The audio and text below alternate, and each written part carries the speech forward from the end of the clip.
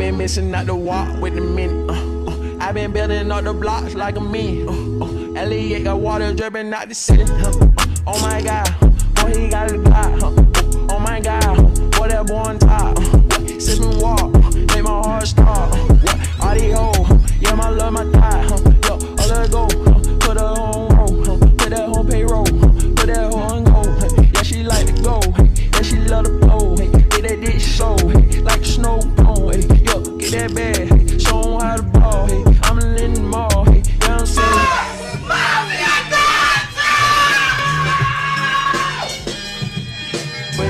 Give me a minute, yeah, I need a minute, I'm in a minute, I'm in a minute, I'm gonna tell you, hey, Cardi B and Pippin, Cardi B and kick the shit in, yeah, give me a minute, yeah.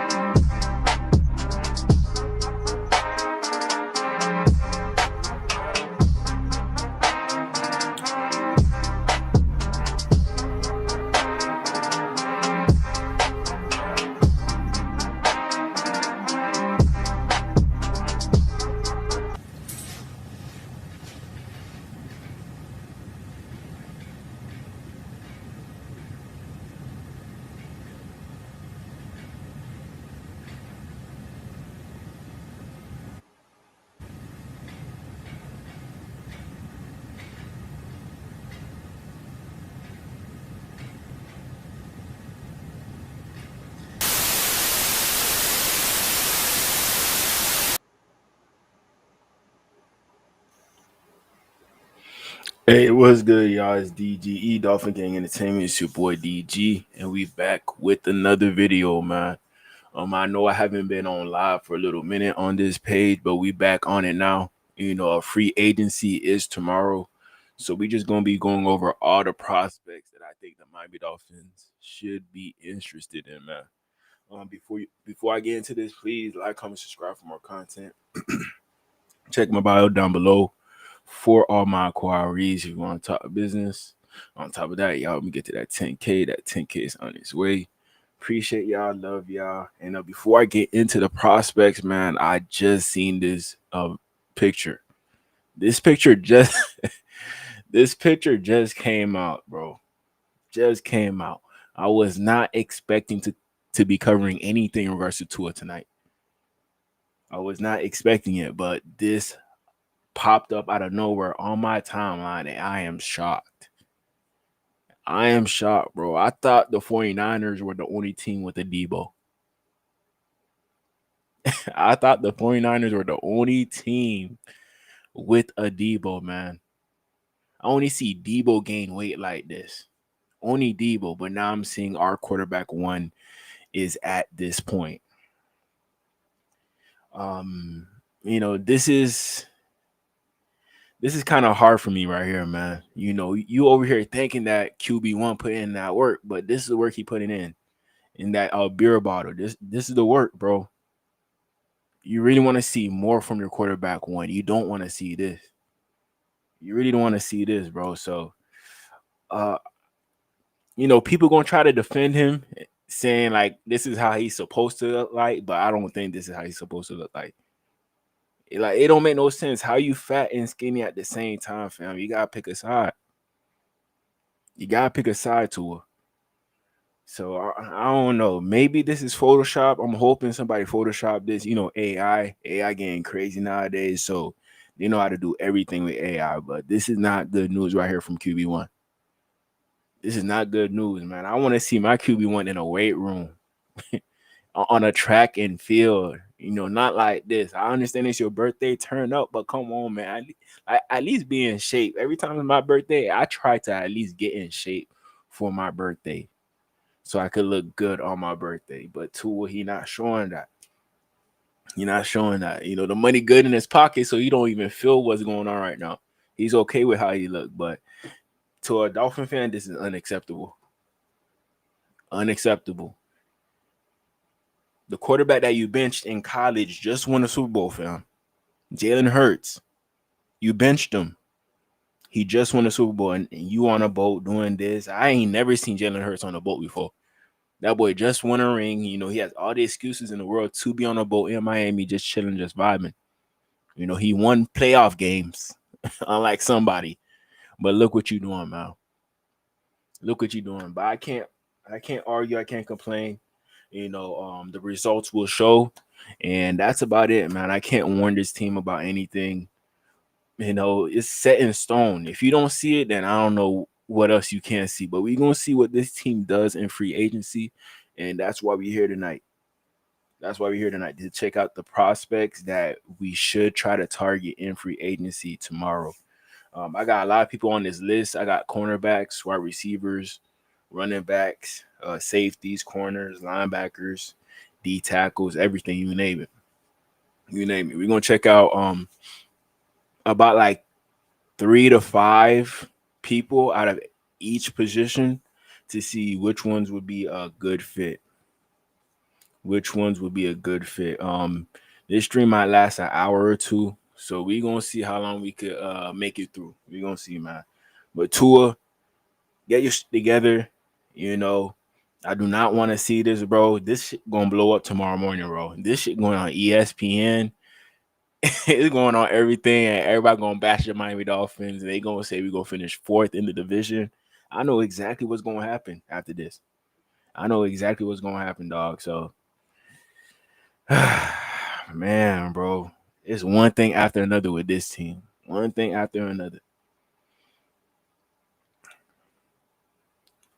But first, prospect I think the Dolphins will try to target tomorrow is Israel Mukamu. A very big safety slash cornerback. You can make him play either thing. Like he playing safety right now. He's number 38. Long limbed. A lot of people are scared about bigger cornerbacks slash safeties, but that's not going to scare me away. Just as long as you can show me that you can still cover sideline to sideline and you could cover man on man, I could work with that. I could work with that. And if he don't work at cornerback, you could try him out at safety. You could try him out at safety. He's not the cornerback that you will make play slot cornerback, but I'll just leave him at safety or outside corner. You would want him to go up against your bigger receivers whenever you're going up against a team like, look, DK Metcalf, he's on the Steelers now. If we go up against the Steelers, you want to see a guy like this go up against DK Metcalf. You really do. So, hopefully the Miami Dolphins are talking to him already, and I have a feeling that they might have some interest, but we're gonna see.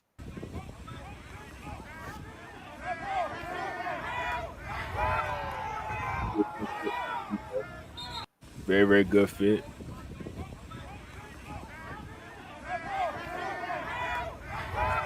He probably not the fastest of people because of his size, but I feel like his long stride is gonna help him out.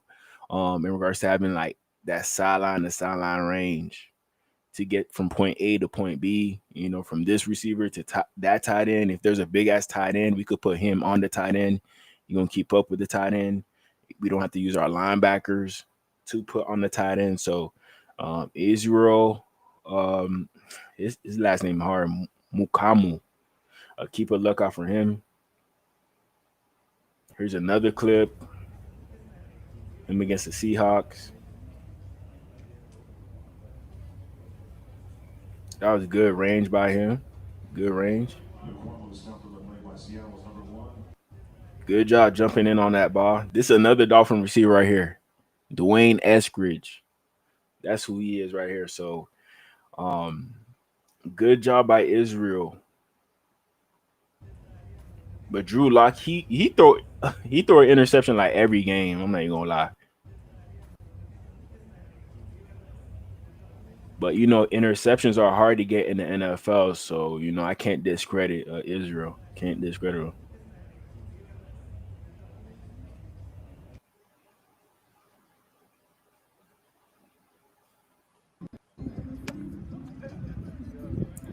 Here he is just working out. I think this is in Broward.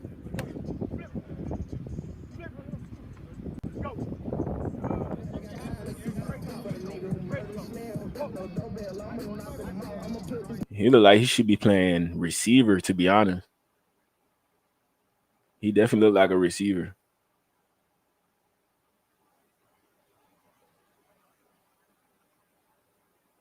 Like this way back in the old day, you could see like the South Carolina shirt way back in the old day.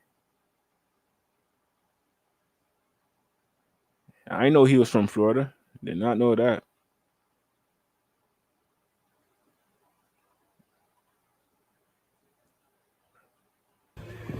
Here he is getting that work in.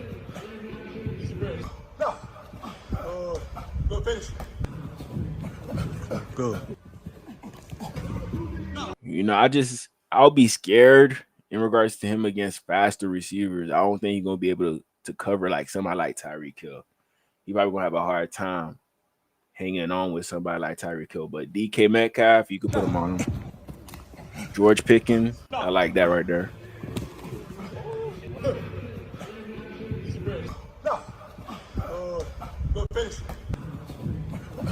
Good. That was like an alien. That was pretty. You know, you don't really see cornerbacks this big. That's why I'm impressed in regards to, you know, him coming to the Miami Dolphins, playing some cornerback, and bring your biggest receiver. We're gonna be able to guard him. We could take on your tight end as well.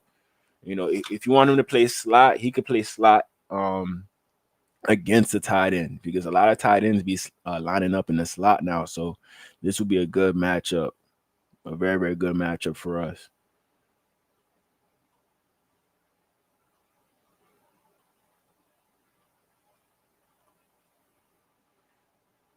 Here's a pick he had at practice against Justin Herbert.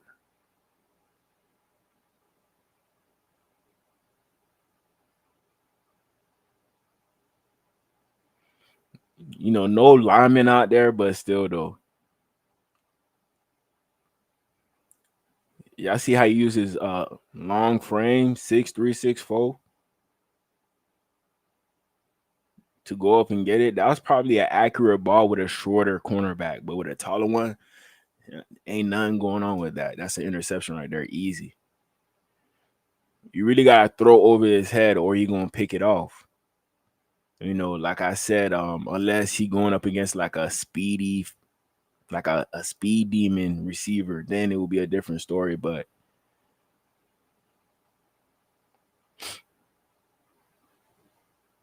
if you're not that fast, he'll be able to keep up with you. I say that. I say that. Let me see.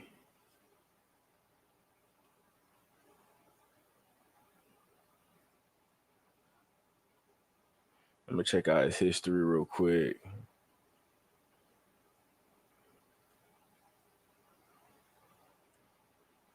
And he go to the combine? I think he went to the combine.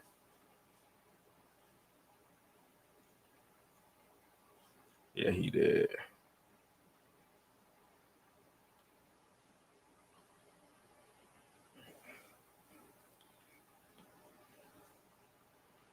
Check out his combine profile. He stood at 6'4", 212, 34-inch arms, 9-inch hands. Okay. I don't see his 40 nowhere. They don't got his 40. No, but if I had to guess, I think he'll be in the 4.5s, maybe 4.6s. But, you know, based off his long strides, bro, I think he moved at over 20 miles per hour out there. Minimum. Traits or talents to be a above average backup, you know. So he'll come in, he'll compete with Cam Smith and whoever else we bring in at cornerback. And if he deserves a starting spot, we're gonna put him as a starter, you know. But if he doesn't get the starting spot, he'll still be a good backup to keep on the team. A very, very good backup. You know, but if we do get a cornerback like this, we still gotta get another one to pair up with Jalen Ramsey. Still gotta get another one. Let me add Twitch to this stream for my Twitch people. Okay. Okay, we live on Twitch now too. All right. Next person I got is Talanoa Hufanga. Out of everybody on this list, this is the main guy that I think the Dolphins will sign for sure. I'm pretty confident that he will be a Dolphin. He has some familiarity with our head coach, Mike McDaniel. We about to lose Javon Holland to another team, so we definitely gotta make a big splash move at safety, but not spend too much money on safety. And I think Hufunga, he lands on that mark in regards to us not spending too much money, but we're getting somebody with high value and high impact, similar to what Javon Holland could provide to us. And that's Hufunga. He reminds me of Troy Polamalu. I don't know if y'all remember the old Steelers. Definitely a headhunter. Definitely a headhunter. I want more headhunters on this defense. And the 49ers, they had that. They had at least 4 or 5 headhunters. So if we get Dre Greenlaw and Hufunga, that's perfect right there. That's perfect. But let's hear what Hufunga had to say. How do you mentally try to get yourself ahead of the game so that when you step on the field next time you're a better player? The amount of film I watch is, I'd probably say, second to none. That's one thing I just pride myself on is just, I wasn't the most athletic person, so being one step ahead in the film wise and on the field, it's all a mental game to me. So really just taking all these reps that these guys are getting, put myself in the position, what I would do different, what I would do to emulate some other guys that have made great plays during camp. I've watched George Odom go out there, Jair Brown, like the plays that they make, how can I make those plays? Or how can I learn from their game? Or how would I change some stuff? But for me, it's just being a student of the game and really learning and evolving and trying to be the best version of myself to help this team. Yeah, the only reason why the 49ers are not re-signing him is because of his injuries. If it wasn't for the injuries, he would definitely still be a 49er. I think they would have signed him to a deal, but that was his only issue. So I know the Dolphins have a tough history with getting players who are used to getting injured to try to get value, to see if they could actually stay healthy for a whole year. But hey, I'll take that risk with Hufunga, because if he does pan out and play at least 14 games, that's pretty good production.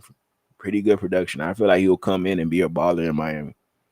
He'll come in and be a baller. So this is one of the people I'm really looking forward to in regards to the Dolphins actually putting in an offer, and hopefully we could sign him. Hopefully we could sign him. See, that boy, he definitely is a hitter, but he gotta be careful sometimes, man. Like, he low-key a crash out dummy. No care about his body parts. He messed up his neck on that one. So he really got to work on it. Like, he's a good tackler, but he got to work on his tackling, because sometimes that could hurt him. Sometimes that could really hurt him in regards to the way he tackles. That's my only issue. But, he definitely has that dog mentality that you want on your team. Definitely has that dog mentality. Like, a lot of dudes are not coming in to make a play like that. In the NFL, we talked with high school. Right here we got Hufunga talking with Richard Sherman. We gonna see what he has to say about who he models his game after, so on and so forth. So let's check this out.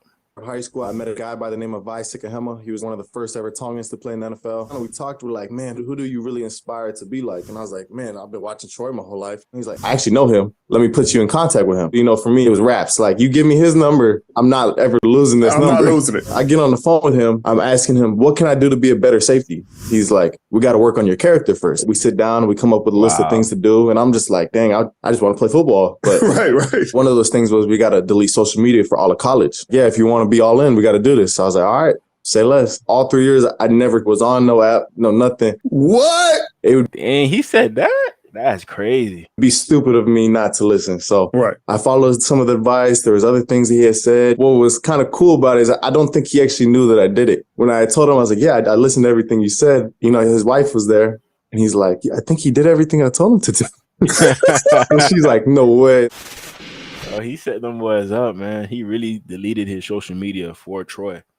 But if that's what Troy did, then shoot, you gotta do it too. You gotta do it too. Troy, he's a Hall of Famer. If you try and be a Hall of Famer, just do whatever he say. Just do whatever he say. Here's the defensive coordinator talking about Hufanga. I don't know if Hufanga went down last season, and what is it? Hold on real quick. Gaining when he comes back. Main thing with him is he's got experience and he's a heck of a player. I mean, he's really, really good at communicating. He's smart. He sees things, has a full understanding of our system. And when he gets back, we're going to be excited. I know he's excited. He was out there on the field the other day at our, we're in phase 2 right now. So we're on the field doing a little bit of, work with our players and just talking to him. He's excited. So when he's ready, he'll be ready and we'll be excited to have him back. Yeah, he was definitely a important piece to the 49ers team. So them losing Hufanga, that's like them losing Fred Warner. That's like them losing Lenore, their best cornerback, their best linebacker. Hufanga was technically their best safety, but he just wasn't available because of the injuries. So I don't know what the 49ers are going to do without him. They might throw an offer to Javon Holland and we'll get Hufanga on our team. That is possible. That is possible. We're going to see. We're going to see. Let me check out Hufanga's profile. Because Hufanga, he wasn't an early round pick. He wasn't. I think he was a 5th round pick. I believe so. Yeah, he was a 5th round pick number 36. 6 foot 199, 32-inch arms, 9-inch hands. They had him as an average backup or special teamer. He way more than that now. Way more than that. So yeah, this is another guy that I think the Dolphins should target in free agency. If we do get him, it's over. It's over. That's one good step. And I think we could get him for like 10 a year, 12. I think that's possible. Right here we have some of this college tape. He's number 15 right here.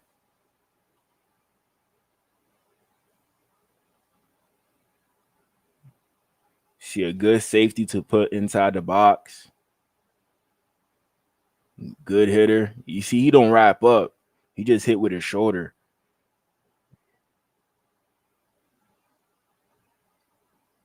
Oh, you see how he got under that tackle right there? Okay. See, he's fearless. That's why I like him on the football field. He don't care about nothing. Get up. Give me that tackle right there.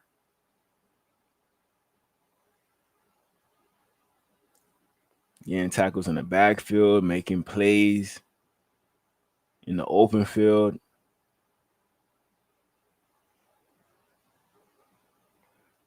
You just got to hope that he stays healthy. That's it.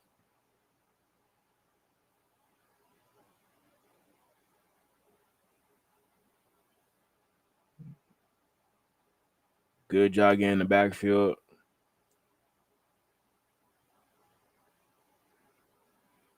Yeah, he's a very rangy safety. Very rangy safety, man. We could definitely work something out with Hufanga, man. Hopefully he come to the Dolphins.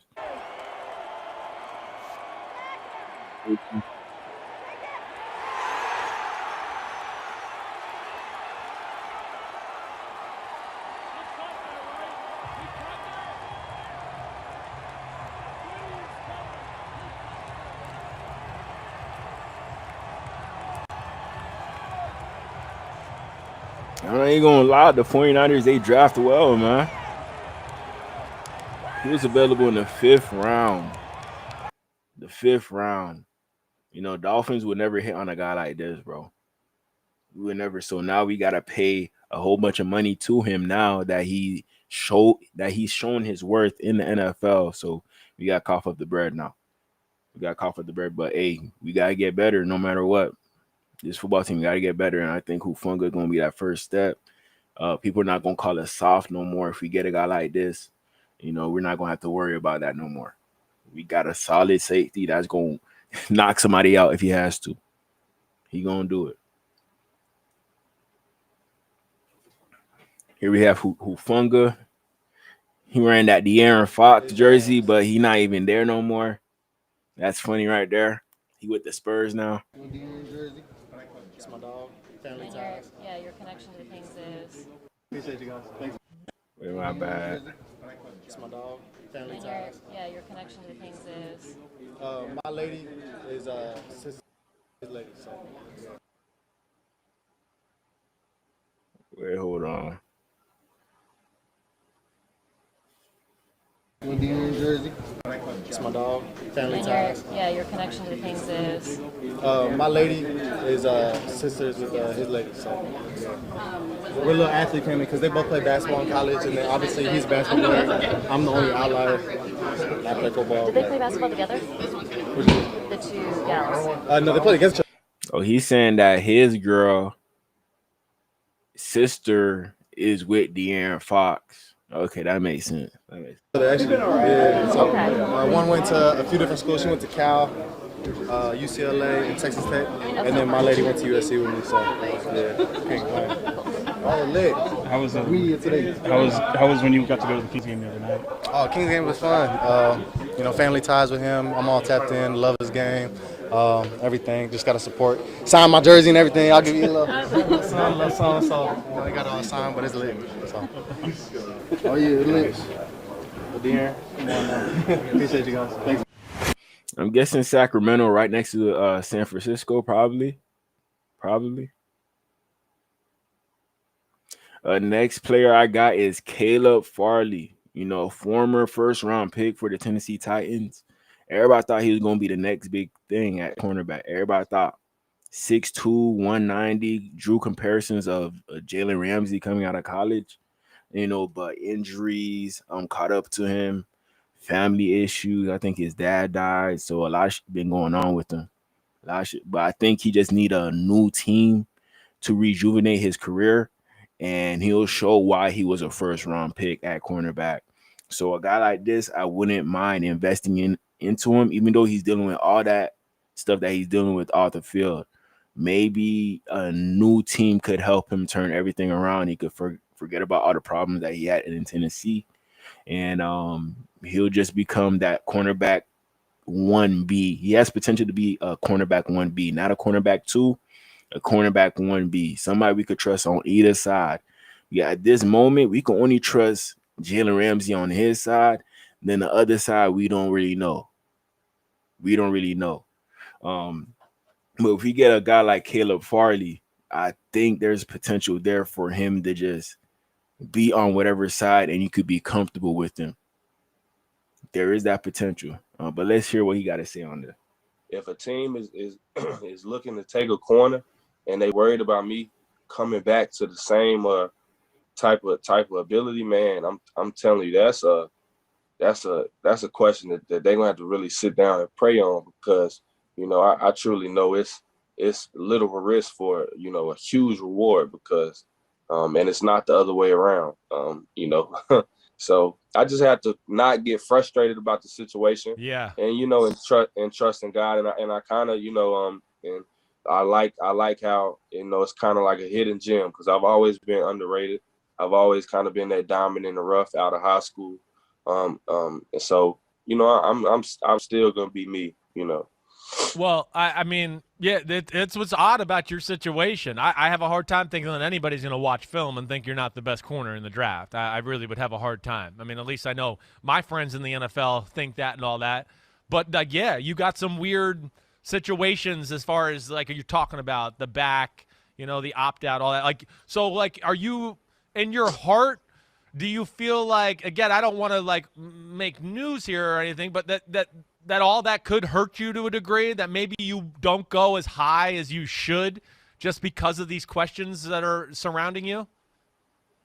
Absolutely. Yeah. I'm never gonna be no dummy. I know what's at stake. That's why I said it's a humbling experience to be able to come into your dreams and to be recognized, as the best corner, but probably not gonna work out that way. We'll see. It's up in the air, but at the end of the day, time will tell. Your football career doesn't end on the draft. So But best believe, you know, any team to take a corner on me, just being who I am with the tip of my shoulder, you know, I'm a dog. That's gonna tick me off. That's gonna tick me off.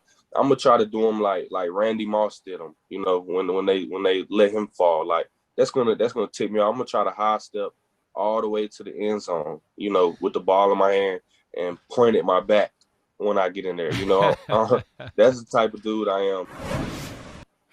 But he just never had the chance to. Too much injuries. His people's dying.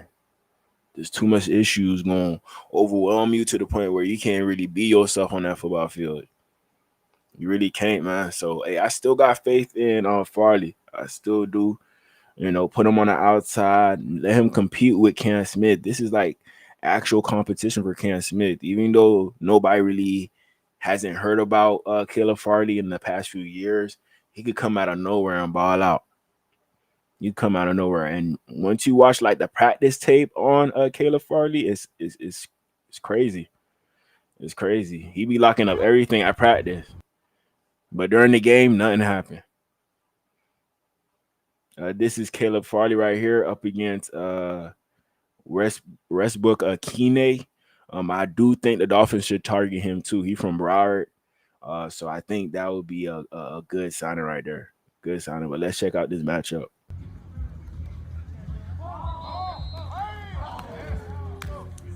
He ain't even have to look at the ball.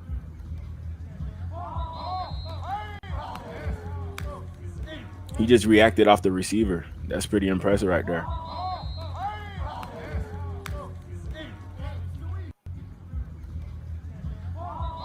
Some DBs, they looking back at this point.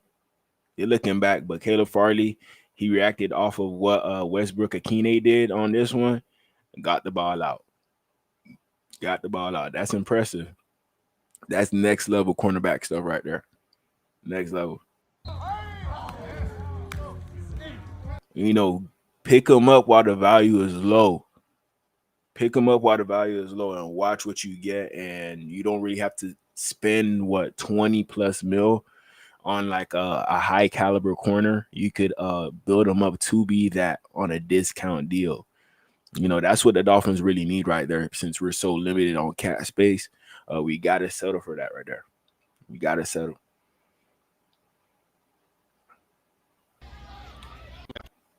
Right here we have Caleb Farley up against Mike Evans. So this is pretty good competition. Pretty good competition. You know, a long corner, 6'2". I give him 215. Mike Evans, I give him like 225, 220, 6'5". So these are the type of receivers that you really want to see Caleb Farley go up against. But I've seen Caleb Farley go up against fast receivers as well. So he's like a matchup nightmare. He could go up against anybody. This is what you would call a true X, but he just hasn't lived up to that potential yet. He has all the traits. There you go. Mike Evans. You know, a smaller DB, they probably not getting that out of Mike Evans' hands. They probably not, but Mike Evans and Farley. Farley, he a different breed if he's healthy. There you go. Mike Evans and Farley. So the Dolphins, we could sign him to a discount deal. You know, bring him in, see if he's able to beat out Cam Smith, whoever else we keep in the cornerback room, and he just gonna decide his fate. If you want to be the second cornerback behind Jalen Ramsey, he could do that. If you want to be the third cornerback behind Jalen Ramsey and Cam Smith, he could do that as well. But that's like a bad sign, showing like he's not gonna live up to that first round grade that he had coming out. You know, so you want to really get a bang for your buck with Caleb Farley, and I think we could get that if we do sign him. Probably to a 1 year prove it deal. That could probably work with the 1 year prove it deal. There you go. Mike Evans. Right here, he talks about what happens with his father. My father was a stand-up guy. He was a stand-up guy. He raised me to be a stand-up guy. My father was a stand-up guy. I thought it was more than that. I thought it was more.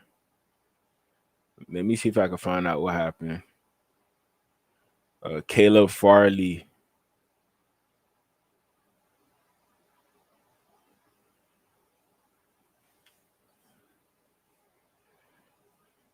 Yeah, I'm gonna just skip that.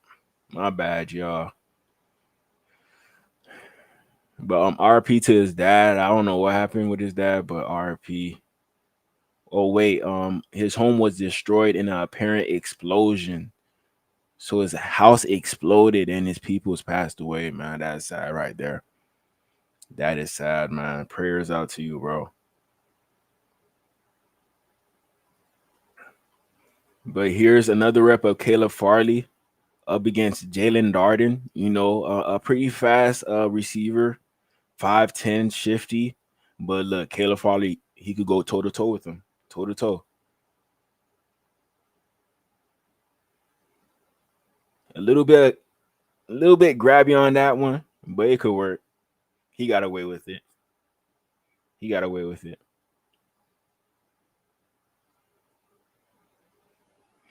You know, and imagine having him and Jalen Ramsey teaching him everything that he knows. Just imagine, man. We could bring the best out of Caleb Farley. And that's the whole goal, the whole motive of bringing him in. And we're not going to break the bank to try to help him become the better self that he could be. You know, this is him against DeAndre Hopkins. D-Hop. I think he got he got traded to the Chiefs. But let's check this out.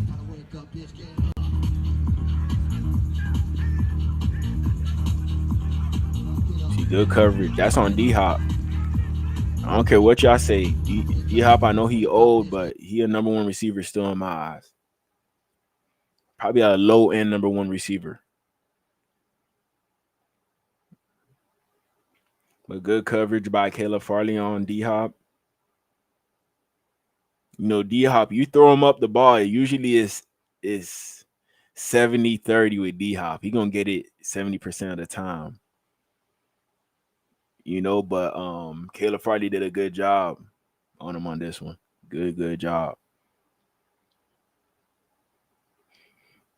So this goes to show me, like, if he performs well against good number one receivers, so that means if we go up against a team that got two official number one receivers, we got somebody who could stick on whoever that other person is, and we got Jalen Ramsey who could stick on the other receiver number one, because a lot of teams, they're trying to get two receiver number ones on their team. You know, who could I use as an example? Minnesota Vikings. You know, Minnesota Vikings, of course, you got to put Jalen Ramsey on Justin Jefferson, but on Jordan Addison. Maybe Caleb Farley is able to cover a guy like Jordan Addison, maybe.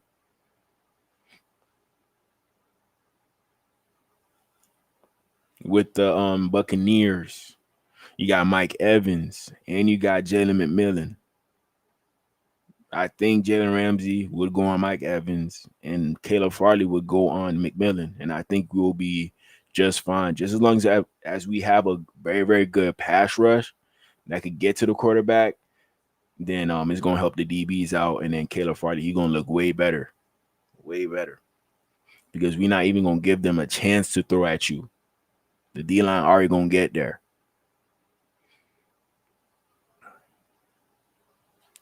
Next person I think we should get is Andre Cisco. He's number 5 right here. Number 5 out of Syracuse. I really liked him coming out of Syracuse, but he had tore his ACL right before coming into the league, so he fell in the draft to the 5th round, I believe. The 5th round. I'm going to search up his combine profile for y'all real quick. You know, he might cost some money, man. I'm not even going to lie. He might be greedy, so I don't know if the Dolphins would make that move for him, but, you know, this is just an option. Just an option. You know, he was a 3-star recruit. He came out of Florida, IMG Academy. Oh, okay. Did not know that. Did not know that. Yeah, Syracuse, Nebraska, Bowling Green, Illinois, Northwestern. Class of 2018.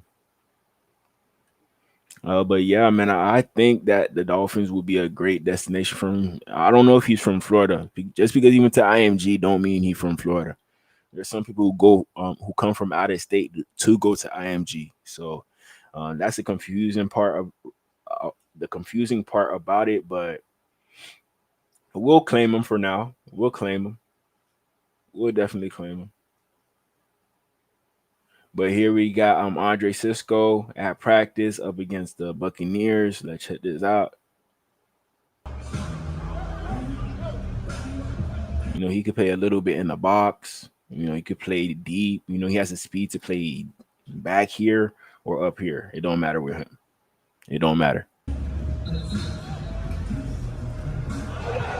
Beautiful pick.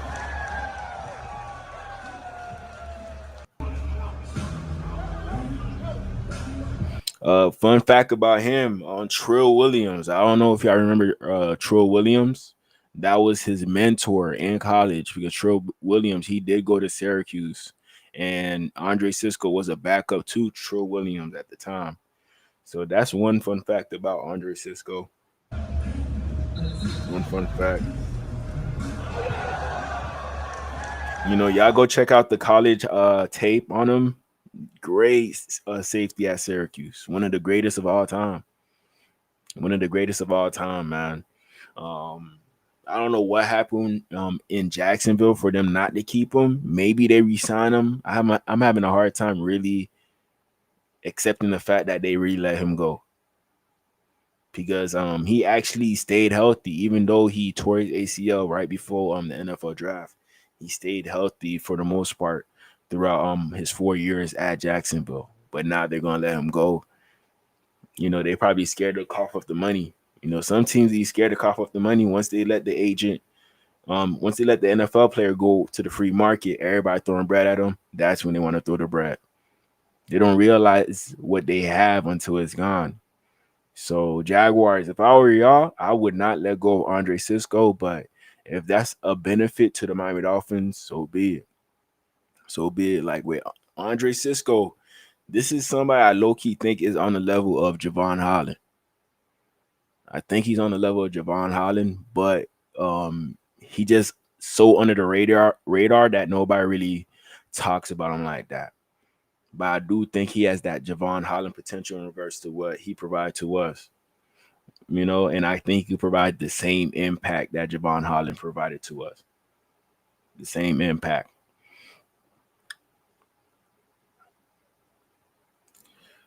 Another person that I want the Dolphins to target is Eric Stokes, a cornerback out of Green Bay.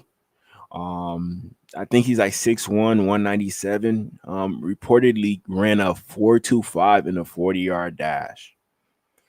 That's pretty impressive, but you know, 40s are not everything when it comes to you being a cornerback. You still got to go on the field and perform. And that's the issue with Eric Stokes, and that's why the Green Bay Packers are not keeping him on the team. You're a 4.25 cornerback, but the team is still not letting you stay on the team. There's something wrong with you. And when you watch the tape on Eric Stokes, you could definitely tell that he be getting beat by people that shouldn't be beating him. Like, it makes no sense to me. Right here is a Romeo Dobbs. Not the bestest of receivers out there, but look what he does to him. I'm just gonna play it. Just gonna play it.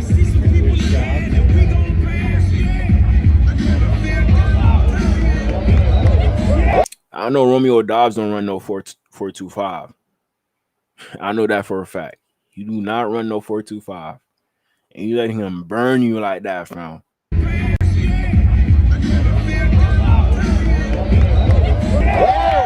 Hey, that ain't P, bro. That ain't P. So you got that speed for no reason. You got that 4.25 speed for no reason, fam. You gotta fix that right there. Gotta fix that. I mean, you know, I could work with any quarterback who run a 4.25, but this is not it, dog. And he went to Georgia too. Georgia be producing good DBs, you know. Last Georgia DB the Dolphins had was, what was his name? Rashad Jones, and that ended up real good for us. Real good. You know, to be honest, I don't know. Maybe he has to move to safety to perform better. Maybe if he moves to safety, then we'll get a better product out there from Eric Stokes. Maybe.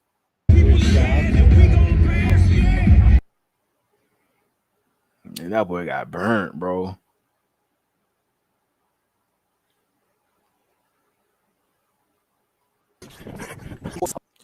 All right, here's the 4.25 40 that they clocked. I'm fast as fuck, boy. Still fast as fuck, boy. Come get some. I don't think you have any idea how fast I really am. I'm fast as fuck, boy. He says 4.24. So that's Chris Johnson's number when he ran the 40. But they timer don't work, bro. I'm starting to think that's not a 4.24. They timer do not work, man. I'm worried. Y'all think that he run a 4.24? Y'all think so? I don't know if that's a 4.24. I don't know. Maybe it is. I'm not even gonna lie. Maybe it is.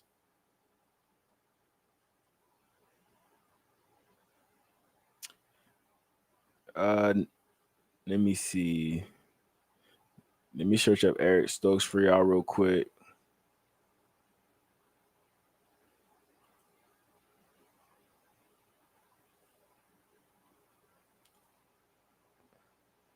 Okay.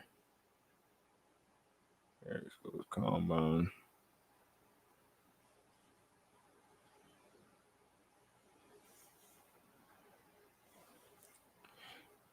That Eric Stokes at 6'1", 194 pounds, 32-inch arms, 9-inch hands.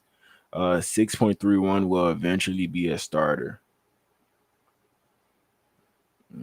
So there could still be some type of hope with him. There might be something still there. You know, it's just gonna take the right team to get the best out of him. You see a first round pick, number 29. You know, but they don't have his combine numbers here. You know, but in that video, they saying that he ran a 4.25, bro. But I don't know. I don't know if I believe that right there. I do not know if I believe that.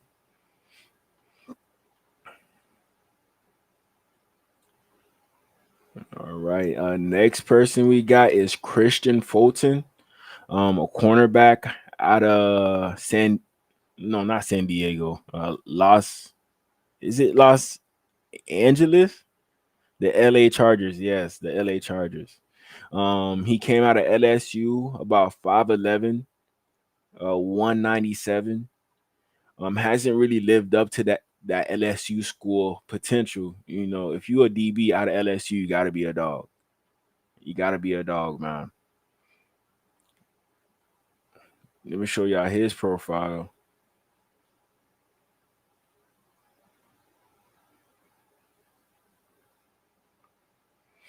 Yeah, 6 foot, 197, 30-inch arms. So this is pretty bad for a cornerback to have 30-inch arms. You know, I'm not going to be able to trust you with the guys who are more long-limbed than you. You know, even when you're trying to deflect the ball, the other person might have an advantage if they have longer limbs, if they're taller than you. And also with Christian Fulton, he could be a very good slot cornerback. He shows the potential of being able to play the outside, but you probably wouldn't trust him on the outside too much because of his size. You know, he'll be more so of a zone cornerback if you put him on the outside, but I wouldn't trust him being man on man with like the best receivers in the league. You know, if we bring a guy like this in, we'll start him off at boundary corner. If boundary corner is not working, we can move him to a slot corner and we'll be fine. You know, because I think he could play both slot and boundary. So Christian Fulton, you know, him coming from LSU, I seen him go up against good competition before and hold his own. So I wouldn't mind bringing him in on a cheap deal. You know, y'all can notice like I don't have the big name guys on the list. You know, I do wish that we could get them, but I know if we get the big time guys, we probably not gonna have enough money to get other pieces around his team. So a lot of these guys on this list that I got would be contract friendly, and they could provide us with production on the field. A lot of these guys.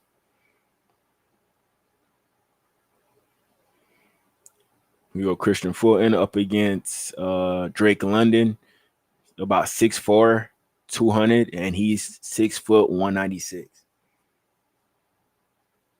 See, Drake London, he definitely has the advantage because of his size. Used to play basketball, went up and got it. But with Christian Fulton, it's gonna be hard for him to deflect this ball. Like, look, he can't even look up. He can't even look up. That's how high he jumped off the ground. So the whole problem with Christian Fulton is him going up against people with size, long limb people. So you would rather want to see him at slot rather than on the boundary up against a good receiver like this. But I don't want to doubt him. I would want to see him out there taking a few reps on the outside. Don't put him on the outside for the whole game. Just for a little bit, then move him mostly to the inside to be that slot cornerback. Maybe somebody matches that offer for Kader Kohu. Then we have to end up investing in another slot cornerback. This could be the Kader Kohu replacement. It could be. It's possible.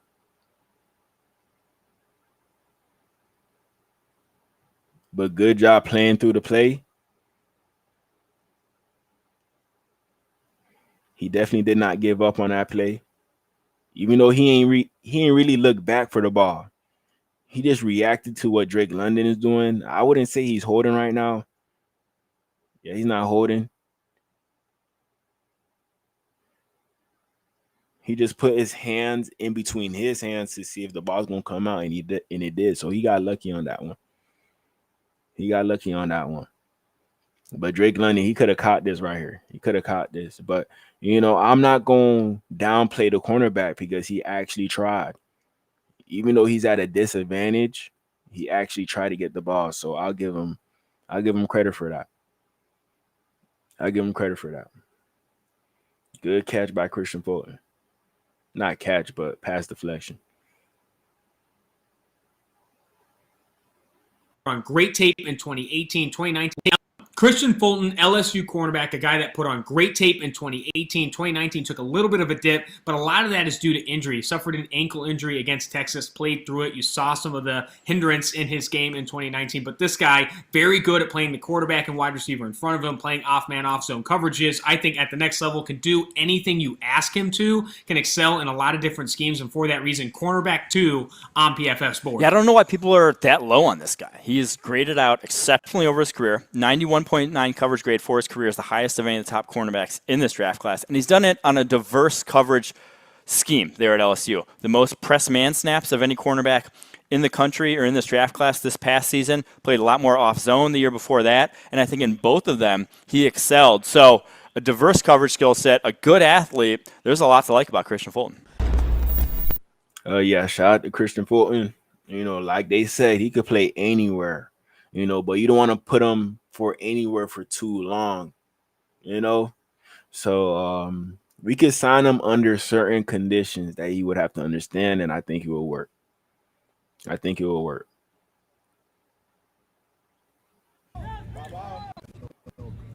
Right here, we have a rep of Christian Fulton up against DeAndre Hopkins. Let's check this out. D-Hop, he's right here. Like I told y'all, D-Hop usually one-on-one is 70-30. 70-30 with D-Hop.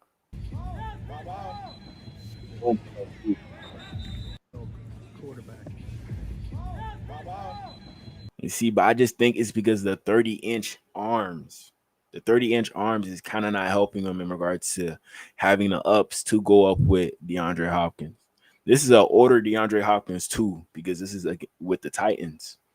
So, I see a rep like this, but it doesn't shy me away from wanting Christian Fulton on the Dolphins, But, just as long as the Dolphins called him up to see what he's asking for, and they're not going to blow the bag on him, I would take a guy like this. And I think he'll work.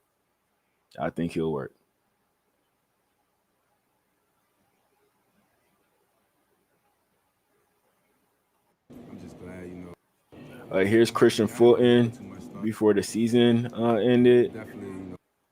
Hold on real quick. I mean, I haven't really put too much thought into it, you know. I'm just glad, you know, I pretty much showed that, you know, I could play the full season, you know, in this league. It's the most games I played. You know, that's another thing with the size that kind of stopped him from playing a full season ever since he got into the NFL. You know, but this last year he showed that he played the most games that he has played in a whole year.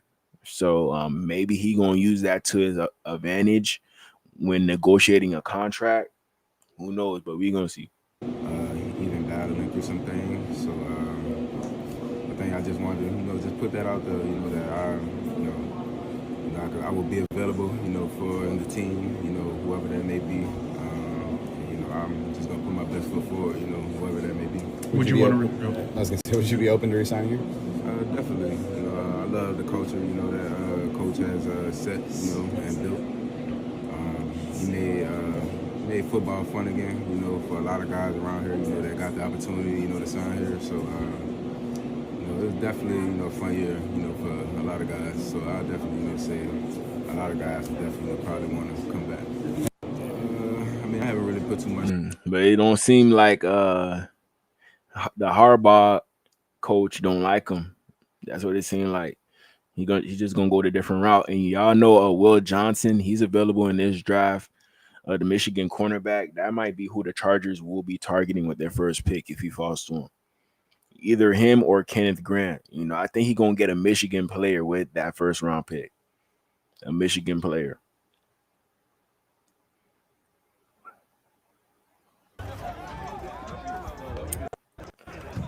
Right here we have a clip of Christian Fulton at OTAs, joint OTAs. Let's check them out. So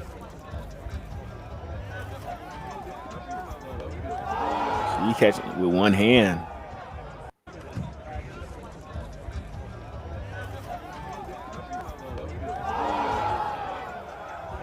Every here so often, he will make a little flashy play for you.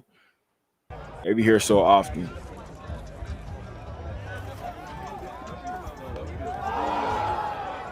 You know, plus on top of that, like I told y'all, I think because we have Jalen Ramsey on our team, that's going to give us an advantage in regards to whoever plays alongside Jalen Ramsey.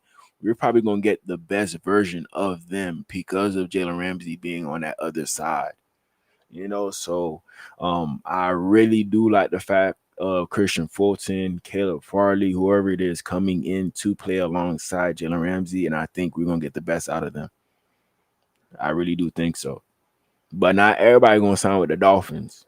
Not everybody. So I'm just highlighting the people that I think the Dolphins would have interest in. And maybe the Dolphins do sign one of these guys tomorrow. Maybe. Who knows? Next person I got is Rashawn Jenkins, former University of Miami player. Maybe we might have to bring him back to the crib. You know, I wouldn't mind that. He is definitely a headhunter.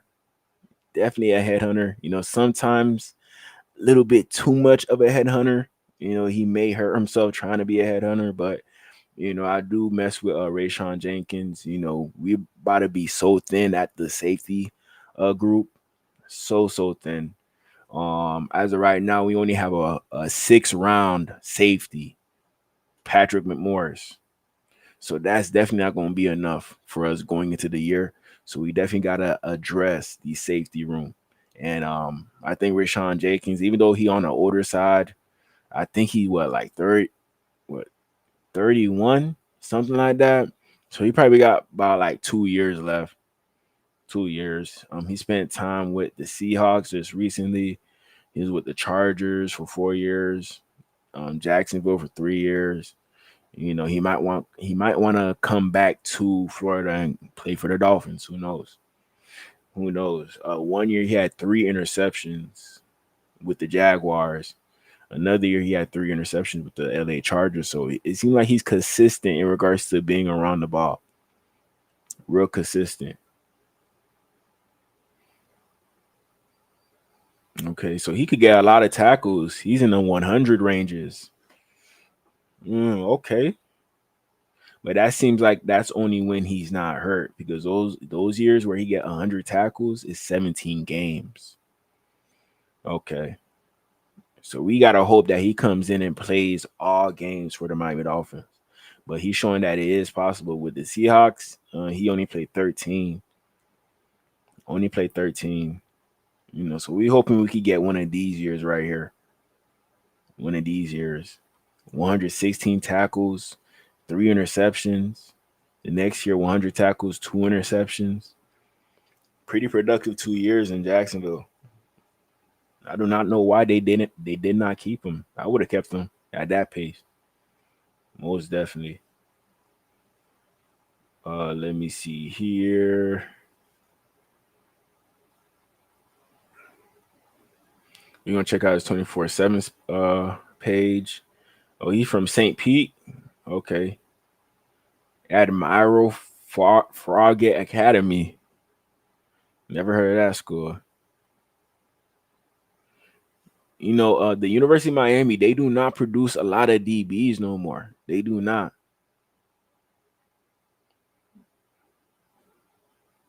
He had Cincinnati, Iowa State, Kentucky, UConn. He ain't have the big schools, but he made the most out of the one school that he wanted to go to, Miami. I love that right there. And look, he's probably one of the only few University of Miami cornerbacks still in the league. You got him. I think you got Artie Burns. You got Michael Jackson. Those are the only 3 I could really think of from the top of my head. Miami used to be DBU, but they're not DBU no more. Not DBU no more. But another thing that I do like in regards to Rashawn Jenkins, he's familiar with this defense. He played under McDonald with the Seahawks, the head coach, and the head coach was actually a defensive coordinator for the Ravens when Anthony Weaver was working under him while he was in Baltimore. So Anthony Weaver took some things from his defense and installed it to Miami. So that could lead to Rashawn Jenkins having some familiarity in regards to the formations that we may run, so on and so forth, with our team, and he'll be a perfect fit. Perfect fit, and we wouldn't have to spend too much money on him as well. Some players they'd be willing to take a discount to become a Miami Dolphin.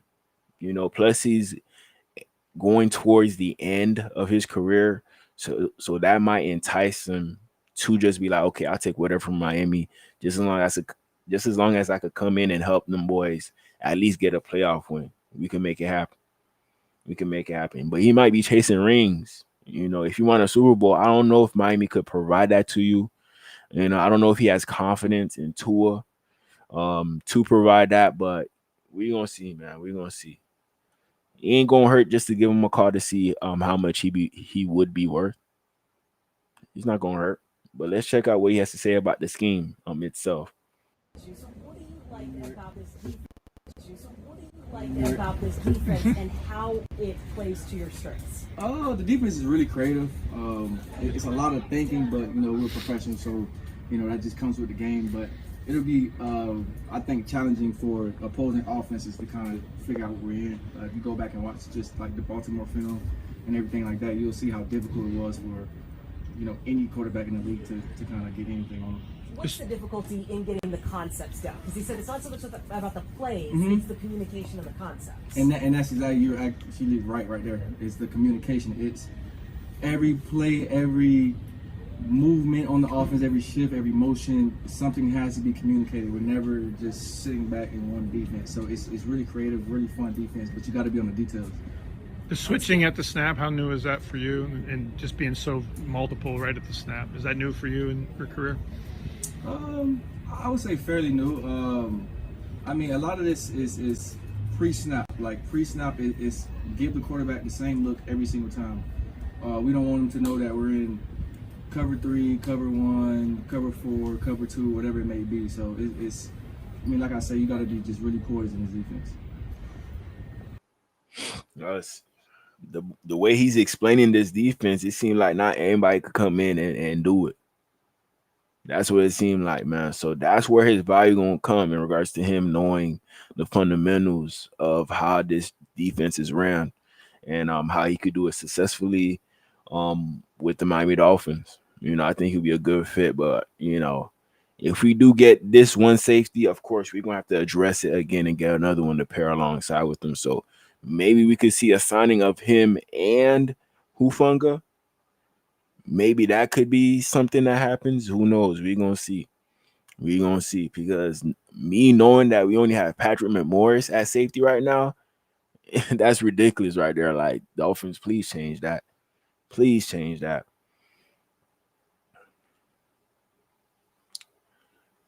Right here, I have a clip of Rayshawn Jenkins. He's right here.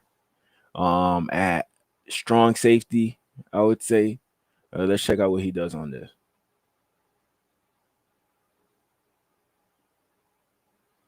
See, good range. That's on Kelsey too. Good hit on Kelsey.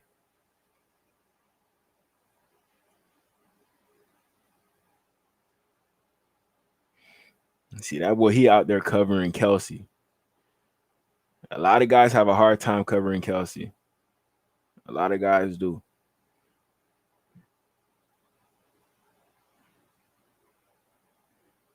It's just Kelsey trying to find that open space when you really look at it. Look, he just going to go straight across on this formation.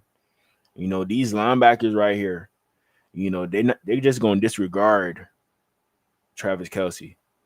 They're just going to let him go. But good job by Rayshawn Jenkins coming from all the way on the other side. He seen that from a mile away. Lloyd, he low-key should have seen that, but he kind of flared out for, I guess, somebody who came out the backfield. Or he was just watching Isaiah Pacheco, but good job by Rayshawn Jenkins getting to Travis Kelsey.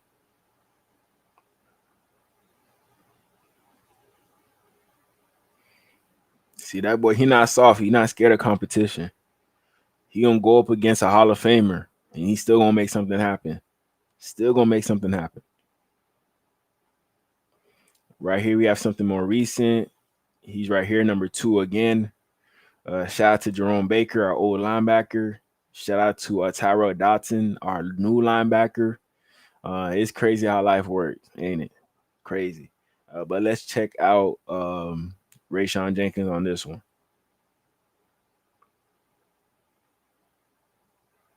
Ooh. Hey, Polk, you got to come in with a little bit more aggression than that. Like, you came in like you ain't want to block. He just popped you right here. He just popped you. Bah. Poof. Come on, man. You got to show some type of fight. You got the number 1 on. You're supposed to lead by example, man. You see, like, that's what I mean. Like, he's willing to lay the first hit. That's how you let a team know that you here. You land the first hit. You don't let the team hit you first. See, now number 1, he gonna feel that and like, damn, that boy, he hit. He hit, and then he gonna play soft the rest of the game just because of that hit right there alone. So, like, Rayshawn Jenkins, he gonna be a tone setter. Definitely gonna be a tone setter.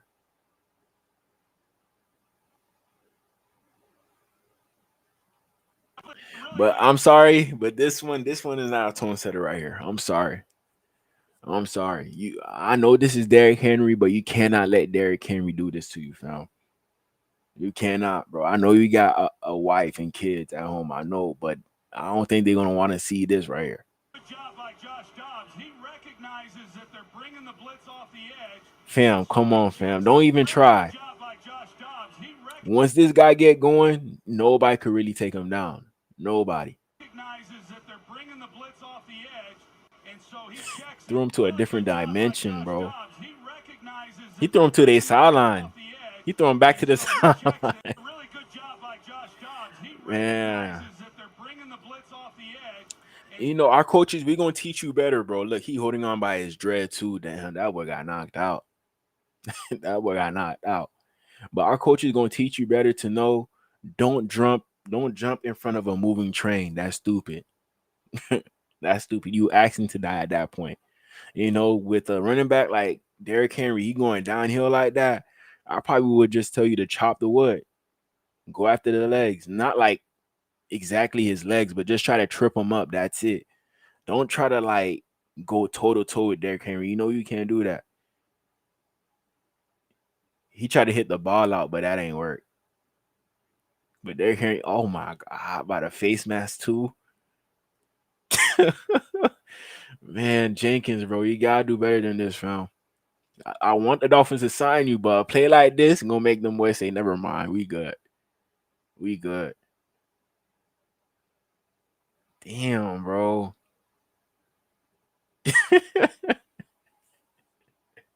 Yeah, Derrick Henry, he's just a different breed, man. Definitely a different breed, bro. That's probably why they ain't re-sign him. That's probably why he on a different team now.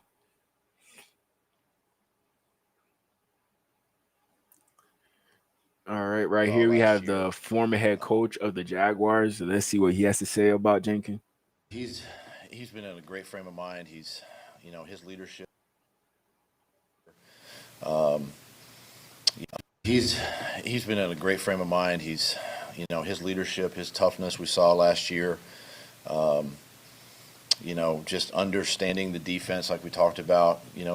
That leadership on the field, I see it. Every day that we're out on the grass, and he's one of those guys that you lean on. From my standpoint, and you ask a lot of those guys because they're starters and they're valuable to your team, and he's done a nice job. So you're gonna come in, be a leader. Most likely will be a starter. He don't mind playing special teams. So it just seems like he will be a good fit. I don't know if he's gonna bring back Elijah Campbell. But this will be a good replacement. I think he has better cover ability than Elijah Campbell. He'll right now, if we signed him right now, he'll be the best safety in our room. The best safety. So there is value with this guy. He might cost a little bit more money than you more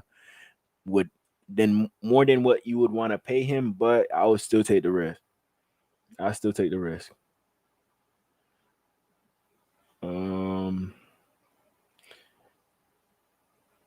Let me see.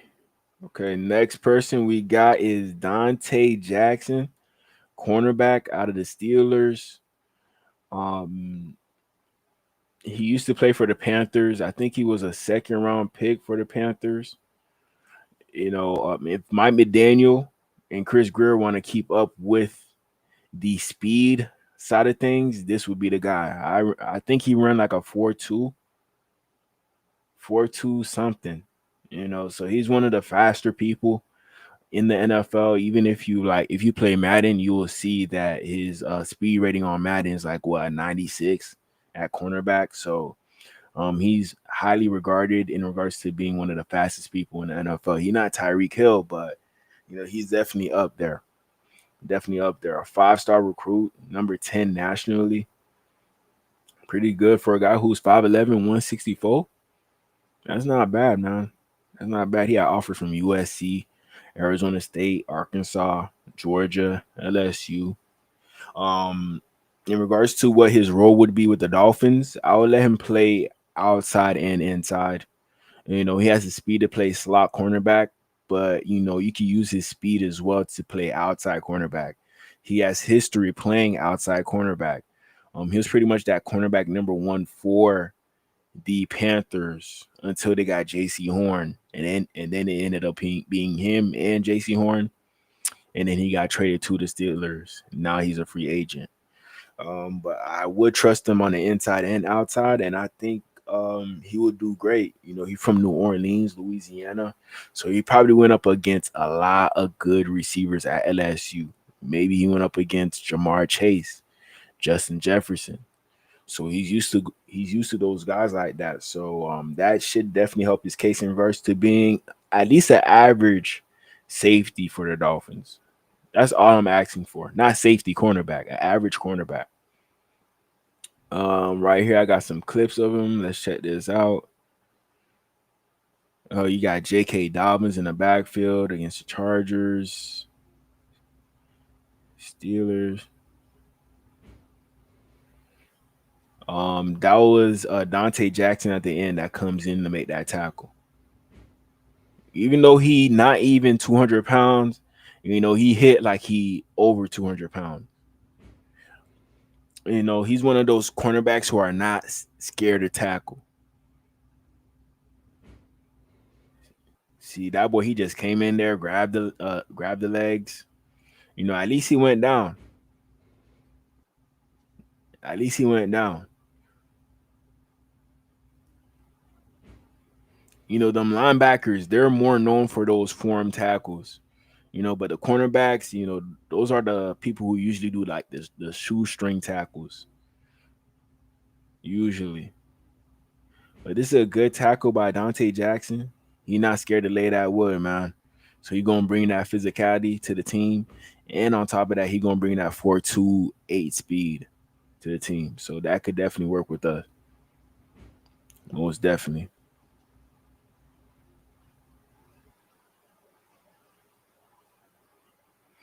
Right here, we got another clip of Dante Jackson. Let's check this out. Another good tackle on the outside. She does a good job of keeping contained. 74. He pulled out, thinking that he's going to be able to get Dante Jackson, but nope. Bomb. Good hit. Good hit. This would be a good addition to the Dolphins. A very, very good addition.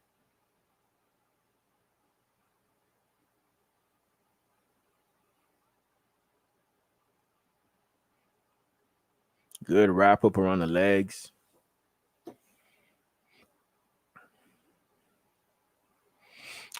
But yeah, man, Dante Jackson, he do not play. He do not play on. But on top of that, he's at the Steelers. If you're gonna be a Steelers cornerback, you really gotta be physical. If you're not physical out there, you do not deserve to be a Steeler. You do not. But hey, we could definitely use a prospect like this on defense with the Miami Dolphins. Most definitely. Most definitely.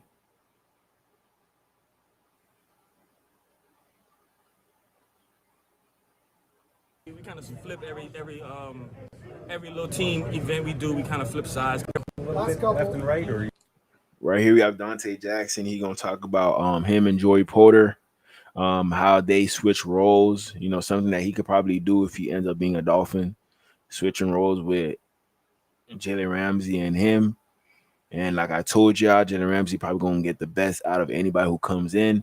So imagine Jalen Ramsey getting the best out of a guy who's a 5-star recruit coming out of high school, signed with LSU, has a lot of experience in the league, and has 4.28 speed to keep up with anybody in the NFL. That's a good starting point right there, to the point where you might rejuvenate your career and show everybody as to why you got picked so early in the NFL draft when you did. So there is potential there with Dante Jackson. There is potential. Left and right, or you? Yeah, me and Joey, we kind of flip every little team event we do. We kind of flip sides because we both gonna be matching guys. We both gonna be following around. So it's best if we just go to doing both sides like that. He didn't stick on one side last year. I didn't stick on one side none of my career. So it's just good to just both of us get used to just going both ways for real. Okay. We're gonna see if that's gonna be the thing with you and Jalen. We don't see. Here's the defensive coordinator talking about Dante Jackson. First of all, he fits in well. I think he's a real pro. Goes about his business, asks good questions, does the things that a good pro will do. And I think the way he'll fit in, because he does give us a different type of cover guy than Joey. Joey's going to be a line of scrimmage, tall, get his hands on people, and he's going to have the ability to play off, can really run still. So I think it gives us a little bit of a nice matchup in terms of coverage and some flexibility, because he has played and done some things inside. So I like where he fits that way. And so I think it's good for us. We like to have guys that can do multiple things in the secondary, and he fits that. And like I told y'all, with Dante Jackson, somebody could do multiple things in the secondary. Any cornerbacks that seem like they couldn't do a lot for the team, I did not add them to this list. Did not add them, but Dante Jackson, he definitely stood out to me based off his 40.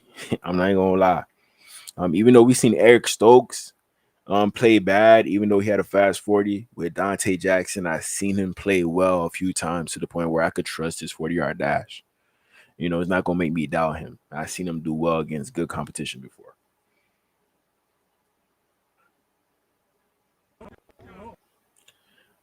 Right here we got a clip Dante Jackson during practice. Pick, give me that.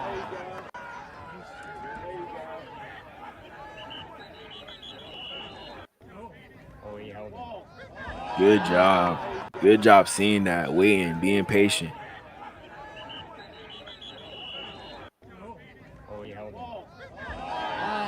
And that was a good read right there. He knew that ball was underthrown. He stopped in his track.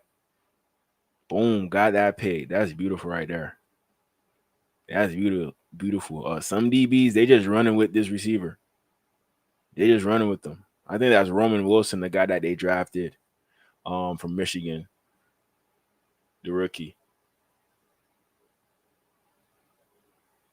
Yeah, good awareness by Dante Jackson on this one. Good awareness.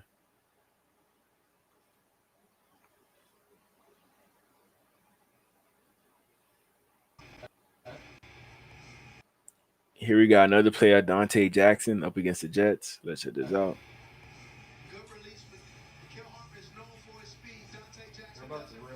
Good speed.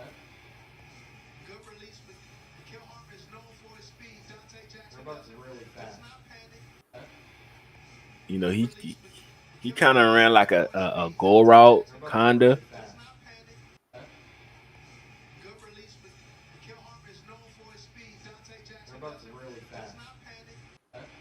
But he just couldn't do nothing, bro. The speed is there. That 4.28 speed is just there.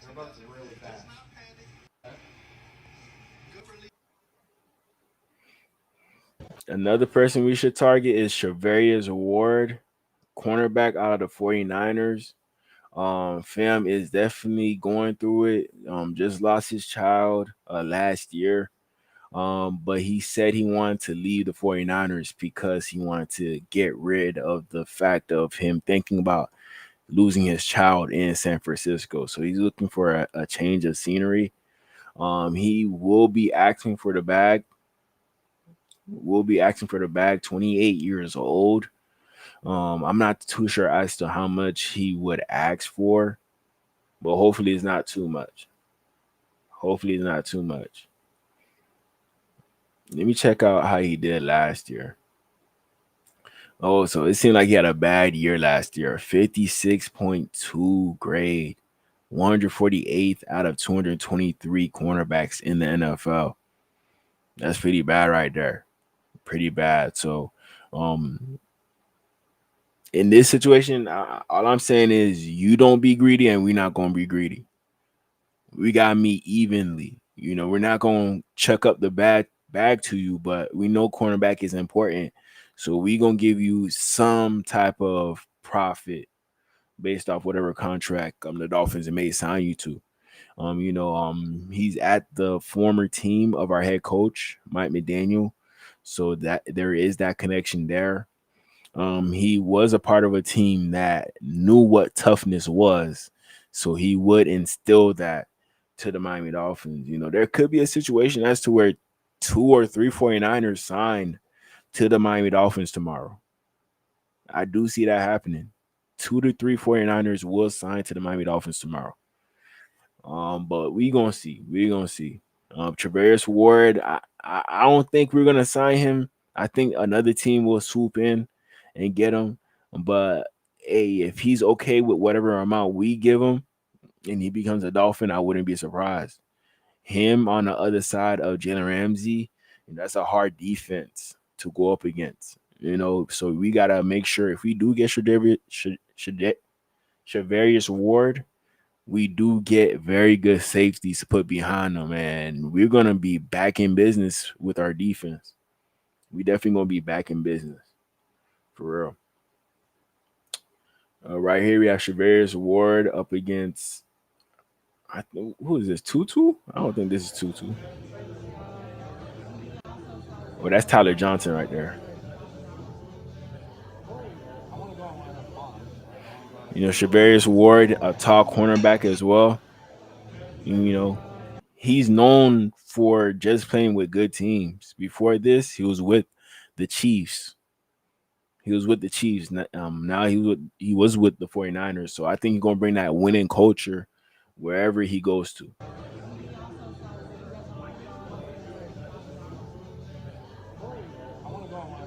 But good play on the ball.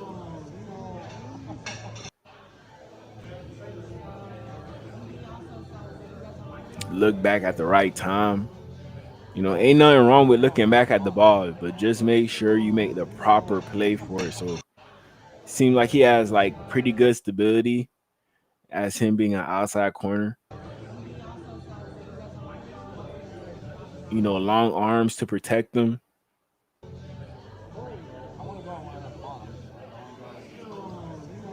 Good job. This is a Pro Bowl caliber cornerback. Adding Travarius Ward is like adding like Xavier Howard back to the team again, but like a better version of Xavier Howard.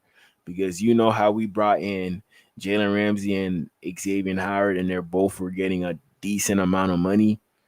Just like when we brought Byron on Jones, and was it Xavier Howard, but Byron Jones ain't end up working. Just like in those two scenarios, I know Chris Greer is going to try to find another cornerback to put in there to pair up with Jalen Ramsey. He will try to find another one. And Travarius Ward is one of the other options. And we will also address it in the draft as well. So we're going to have at least 4 cornerbacks fighting for that cornerback 2 spot. That whoever got the number 2 spot, that's not set in stone just yet. That's not. Some rookie's gonna have to fight for that spot. A free agent that we might sign this week gonna have to fight for that spot as well. No ifs, ands, or buts about it. Another person that I think the Dolphins should sign is Justin Reed out of the Chiefs. A part of a winning culture. So I can't argue with that. Willing to lay the wood. He know what toughness is, playoff football. Played in the cold, very good blitzer. He got football in his bloodlines. His brother used to play for the NFL.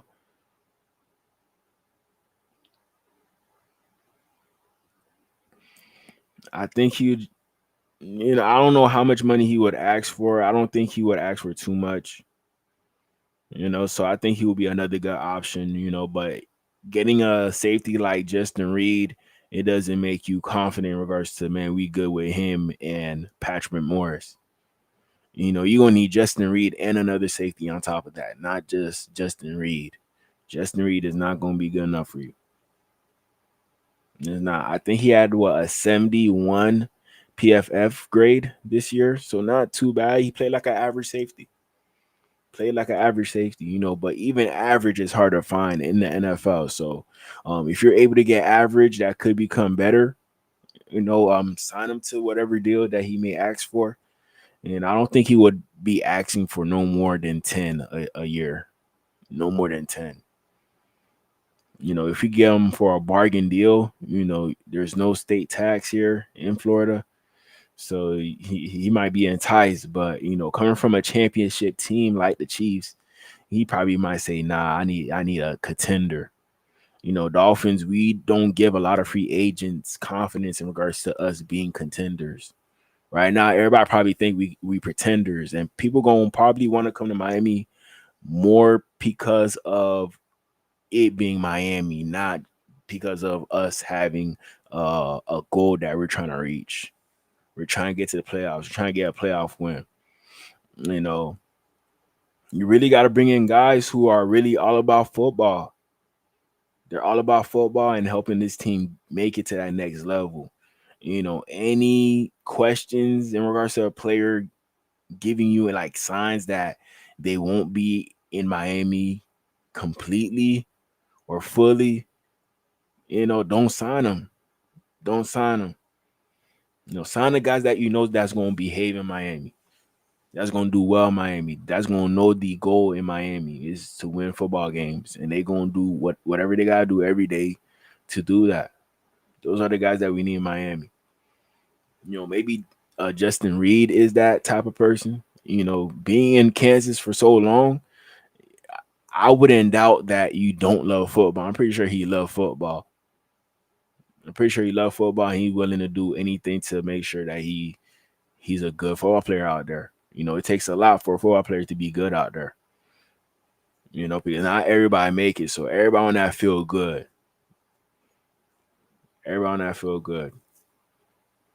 Let me check out Justin Reed's profile real quick. He's not high on my list in regards to people I would target, but he's on the list because we definitely do need a safety. We most definitely do. Let me check out the combine.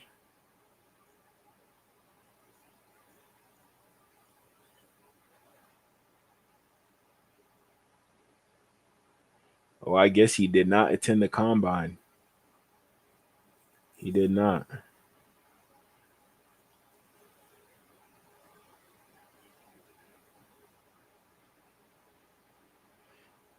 He did run a 4.4. Okay. 36-inch vertical. Broad jump 128 inches. Not too bad. Not too bad. I can't complain with that. Cannot complain with that. Another thing, too, about Justin Reed, he could definitely be a kicker if he really wanted to. Let's say our kicker get hurt, tears his ACL, we got him. See, that's a pretty good kick. I'm not even going to lie. I'm pretty sure on the depth chart, he was the backup safety. Not the backup safety, the backup kicker. Pretty sure about that. If you check it out, y'all going to see.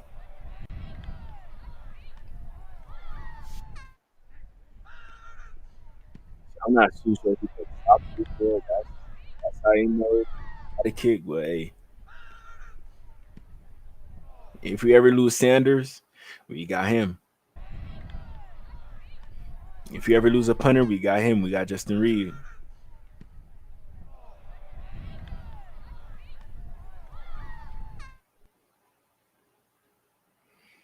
All right. Next person we got is Joe Tryon Shoyinka. A former first-round pick for the Buccaneers. It seemed like they did not sign him. They let him play on his fifth-year option, and he did not impress them. Now he's a free agent. Former first-round pick. I know that we have Chop Robinson. I know that we have Jalen Phillips. I know that we have Muhammad Kamara. I know we have Bradley Chubb, but it just depends on how much this guy would cost for us to try to grab him. 6'5", 259, 34-inch arms, 10-inch hands.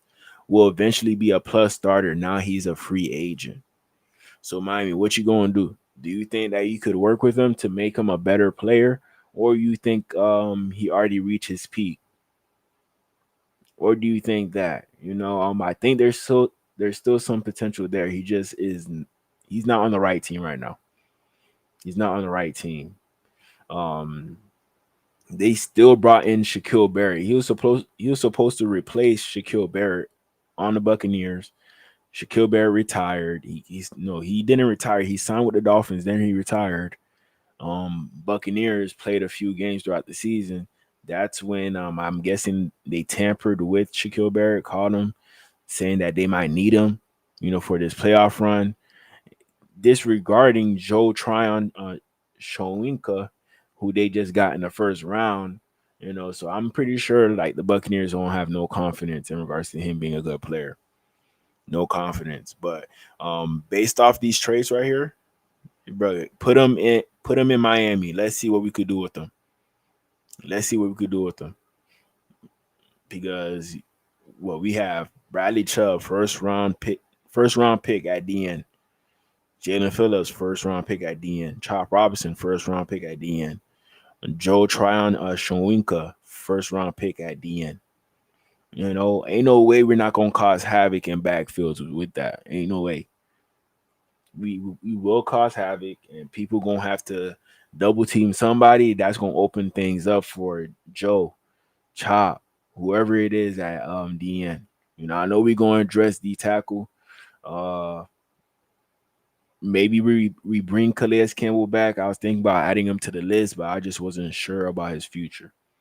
Just wasn't sure. But first things first, in regards to making this D-line younger but still get better, Joe Tryon Shawinka would be a good fit. A good fit. Unless a team give him a long-term deal, he'll probably take that long-term deal. I think we'll probably try to like give him a prove-it year deal. A prove-it year. But we gonna see what happens with Joe. We gonna see.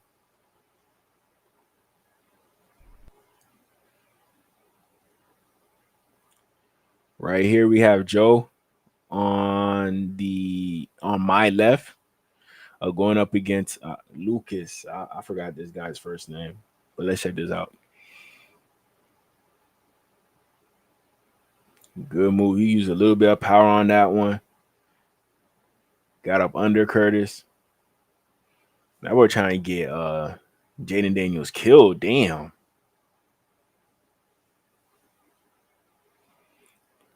But good job by him coming a little bit low. Old lineman couldn't get his hands on him.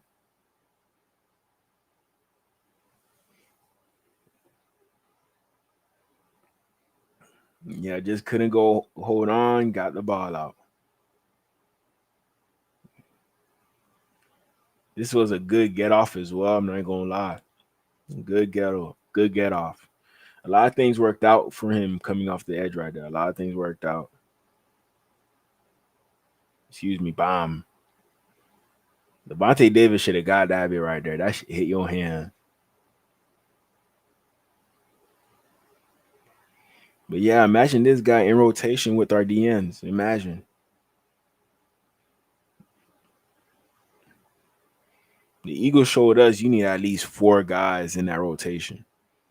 4 guys. But I don't want to put too much faith in our 4 guys right now to the point where we got to go in with just those 4 guys for the season. We got to add at least 1 veteran DN, and we got to get 1 in the draft as well. And then the best 4 wins. The best 4 who could get after the quarterback, congratulations. You got a spot on the team as an edge rusher. That's it. The best 4.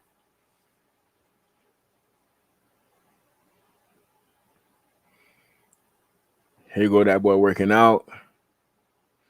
That boy definitely a job.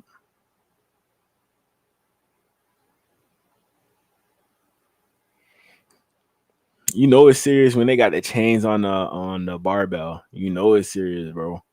Them boys not playing. Them boys not playing.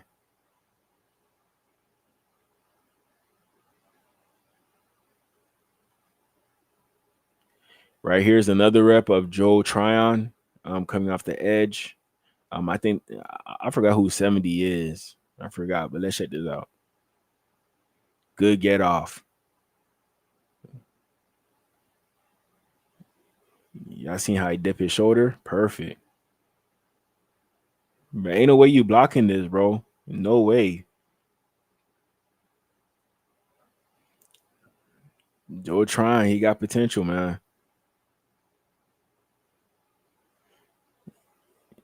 If he get off the ball like that every play, a lot of good things gonna come for that defense. That's an extremely good get off for a guy his size too, 260. Extremely good get off. But he could be asking for what, 10 mil? Maybe a little bit more than that. I'm not too sure what his price range would be.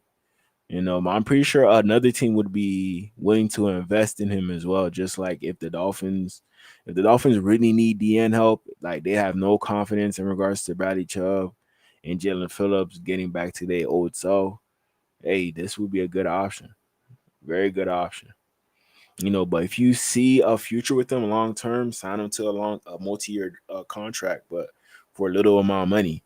But if you want to see a prove it deal, offer him a contract, 1 year, maybe 10 mil. He's an edge rusher. The value's going up on these guys. If you could get after the quarterback, the value going up on you. And Joe Tryon, he showed some flashes in regards to him being able to do that.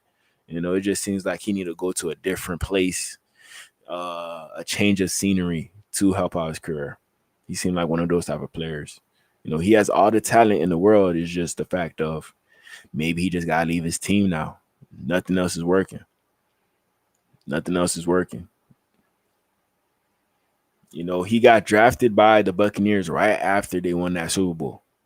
Right after, so he ain't really get to eat like them boys got to eat. You would think that they would win another championship in that 4-year time span after they won it, but no, they didn't. They didn't.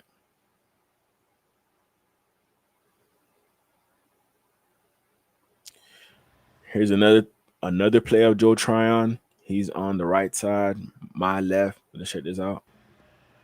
Why Jalen Hurts look like he's shitting?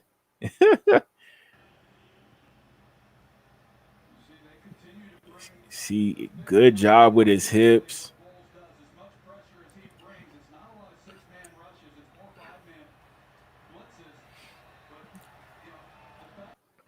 He pass rush uncontrollably.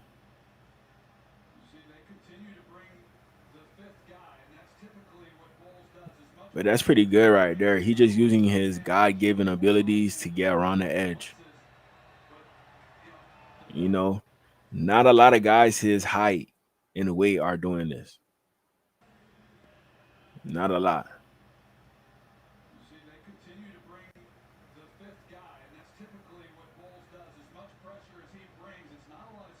Plus, he's fast enough to catch up to any quarterback that you have in the backfield. Any quarterback. He's fast enough to catch up to him.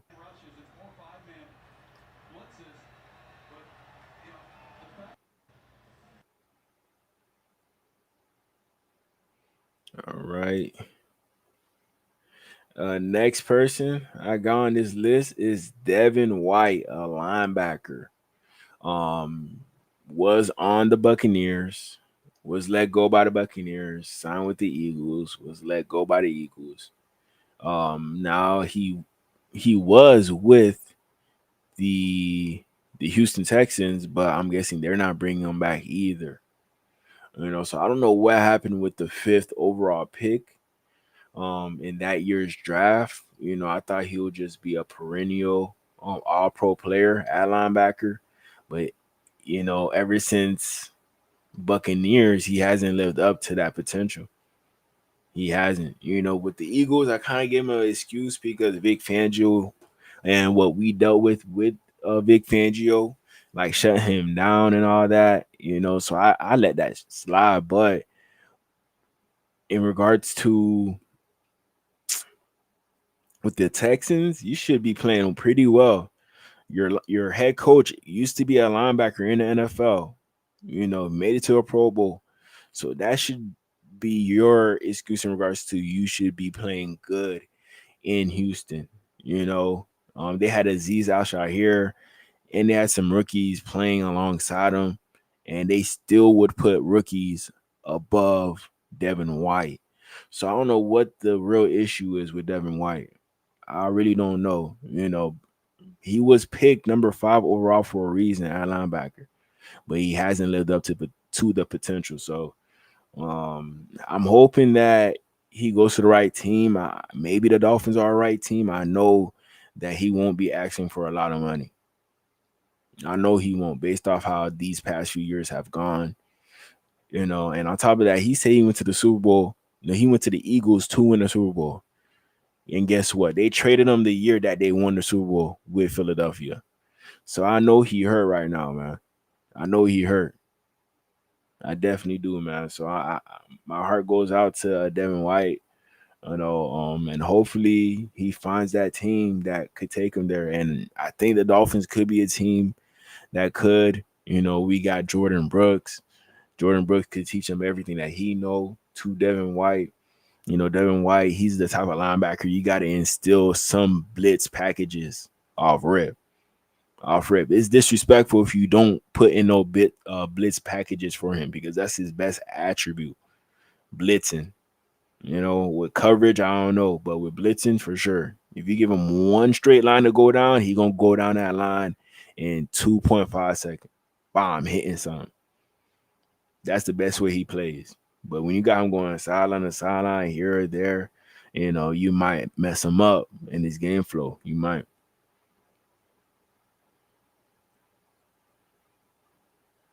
A good tackle by him. Good tackle in the backfield.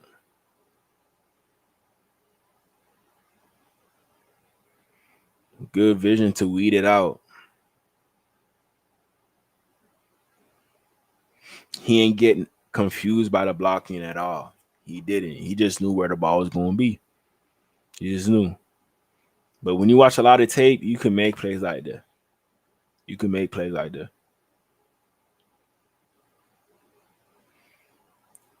Here's another clip of Devin White.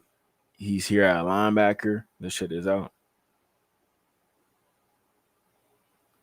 Good pursuit. Nobody could get him. Good tackle for a loss. See, this is the Devin White everybody missed. That was like a missile. Bomb.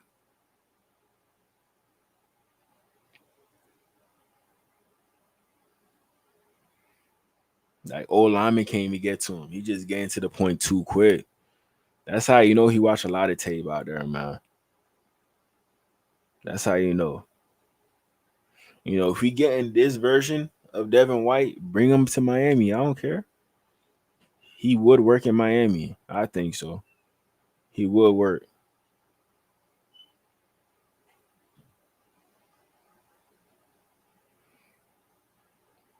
A team going to sign him, and they're going to see all the hard work that he put in this offseason, and boom, he's going to be right back in the reins of being one of the best linebackers in the league.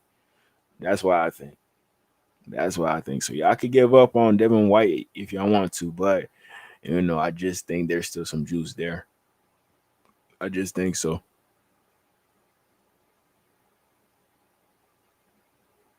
Top 10 in the draft. He was a no-miss player. He went top 10 in the draft. Right here we have D'Amico Ryans. He's gonna talk about Devin White and what he think about him. A no-miss player. He went top 10 in the draft. He was an exceptional talent. So what happened and why he's here, no one knows. Like, life happens to us all. You just have to keep punching, keep attacking each day with the right mindset. And the opportunity for Devin is to come in here and compete. Right? Again, nothing's promised. We don't know what the future holds. It's just one day at a time. Compete every day, and we'll see where we end up. He was kind of a no-miss player. So he said he brought Devin over there to compete. So it seemed like he already liked the linebackers he had over there, but he wanted to see if Devin White was good enough to beat them out, and he still couldn't do that. So all signs points to Devin White not being the linebacker that he used to be, but that still doesn't stop you from still trying to sign a guy like Devin White to see if you could get that top 5 overall pick potential back that the Buccaneers got. That ultimately led them to win a Super Bowl that year with Tom Brady, though. So, yeah, it makes sense.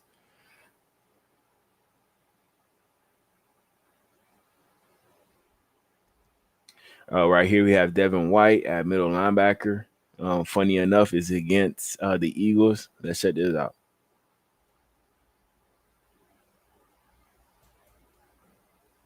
See, that's the one thing about Devin White. He's around 250, 245, 250, but he's still running toe-to-toe with fast running backs.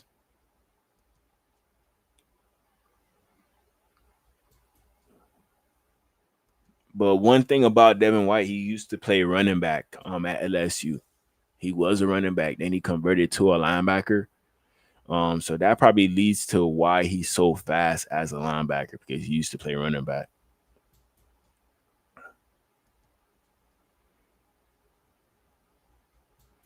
Yeah, this is the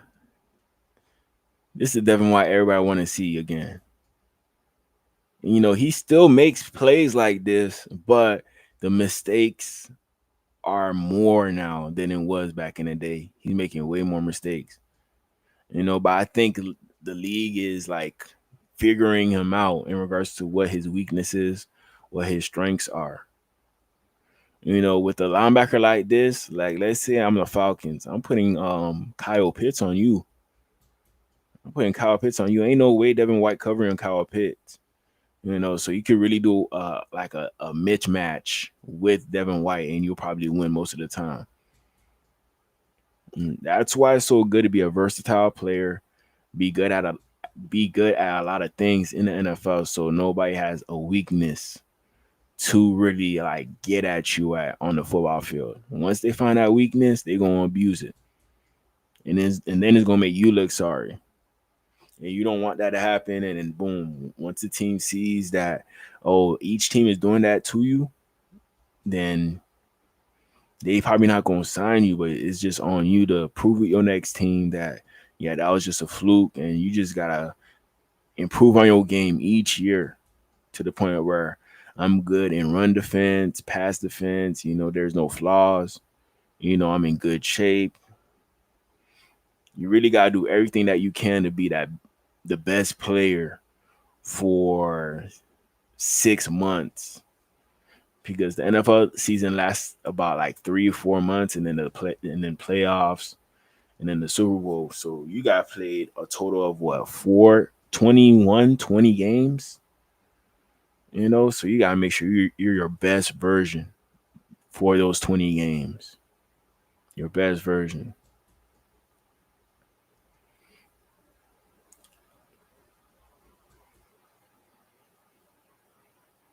Buccaneers linebacker Devin.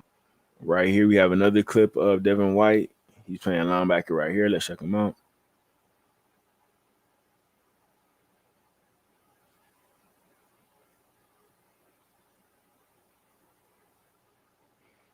Beautiful pick.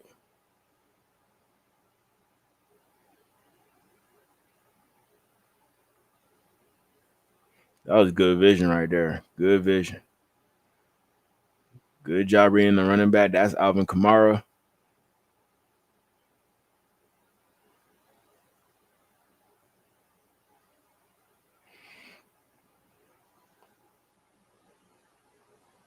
Bam. Yeah, that boy came out of nowhere. But hey, I love the pursuit though. I love the pursuit. He not the first one to the ball, but he running everywhere the ball is.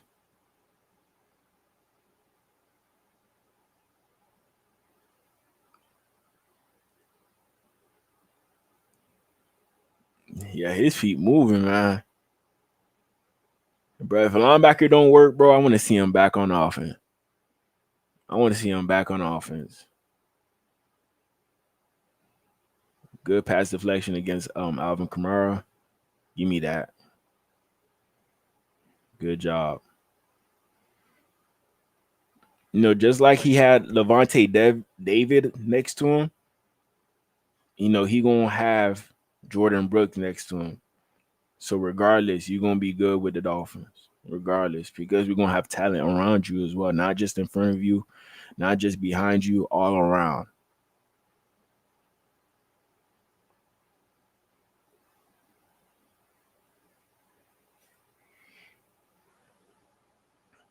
Because Devin White, he does seem like the type of linebacker who can't do it all on his own. You really got to put pieces around him for him to play his best. You really do.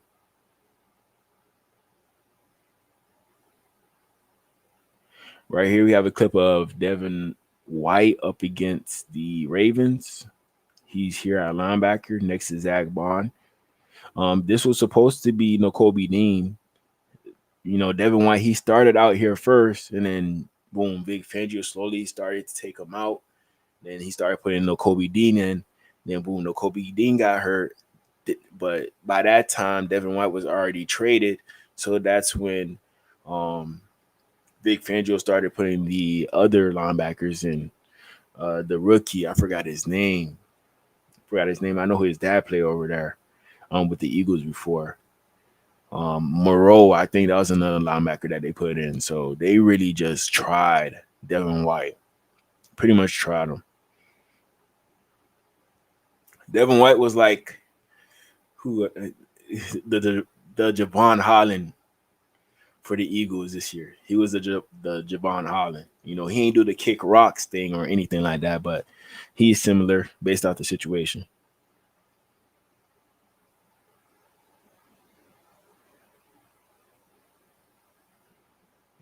Good tackle.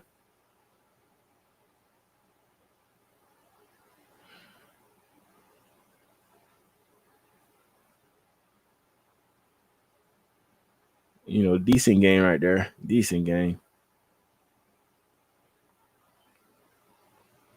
Here's another play right here.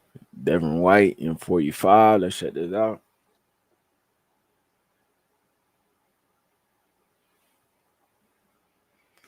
See, that's what happens when you over pursue.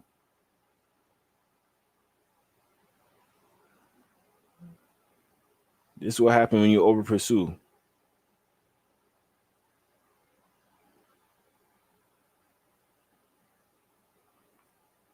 You gotta see that right there, fam. Gotta see that. See, if you stop right there, maybe did a spin move to get to this gap, you would have been straight. Or maybe if he came in a little bit later, but I don't know. The old lineman would have probably already seen him. Yeah, he just messed up the play right here, just getting washed out, man. Easy hole right here. That's a touchdown. No cap. Good blocking by the Ravens, bro. Good blocking.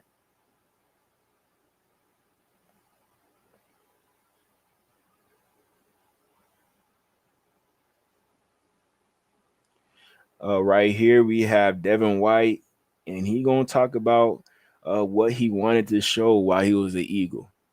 Let's hear what he got to say. Like being on a one-year deal now? Oh, it's great. You know, it's an opportunity to go show, you know, why I was drafted top 5, why I helped the team win a Super Bowl, and obviously just to prove I do what I do. You know, I don't lack any confidence, you know, as far as being on a one-year deal. I didn't shy away from it. I think it was the best thing that happened. Like, hey, last year wasn't, you know, who you were. That's never been Devin White on, you know, in and out on tape, you know, just dealing with everything I dealt with. Now you get the opportunity on an even bigger stage. It's a bigger platform here. I think it's a better all-around team built right here, right now to go do great things, and I just want to be a part of that. And I think, obviously, being with these guys help my transition, even make it even easier for me, you know, because it's a lot of great surrounding support cast. So I think it was a perfect situation, you know. I think everything about it was perfect, man. I'm just so happy ever since I got off the plane at 8 o'clock, been smiling ear to ear. You know, me and my mom been going around doing the physicals and stuff and everything checking out perfect. And, I mean, we couldn't be off to a better start. Yeah, bro. I just think, like, Vic Fangio messed up his opportunity with the Eagles. Vic Fangio really messed him up to the point where you can't really see his value. You know, and on top of that, once you get shipped off to a new team during the season, it kind of like puts you right back at square one in regards to learning the playbook, knowing exactly what to do out there. And that's about it. So that's why I ain't really expect anything from him going to the Texans, you know, but who knows? He might re-sign back with Texans or he might go to a new team. Who knows? But one of the new teams, please keep the Dolphins in mind. Please keep the Dolphins in mind, man. If you're a former first-round pick, you try and get your life right. You know, Dolphins, we don't mind working with you to see if we can get some type of juice out of you because a lot of people gave up on Devin White. A lot of people gave up on the other guys who used to be first-round picks, but they're nothing as of right now. They're free agents. But I think Miami would be a good spot to revive those guys, get them on discount deals, you know, and use them for their prime years that they haven't reached yet, or you could bring it out of them. Look what we did with Aaron Brewer. Look what we did with Jonnu Smith. With those additions, if you get like similar guys to that type of personnel, with Devin White, I would put him in the mode of Jordan Brooks. Two fast linebackers, had pretty decent careers with their former teams, but a change of scenery changed everything for them. Jordan Brooks, he's now considered one of the best linebackers in the whole league, and Devin White, he's not considered that. He used to be considered that, but maybe he could work his way back into being in that mode with a new team. Maybe Miami's that team. It seems like Miami would bring him more joy. But, he's one of those players I like riding horses, them hillbilly players, just like Xavier Legette. So I don't know if Miami would be his spot, but he could definitely get horses in Miami. Most definitely.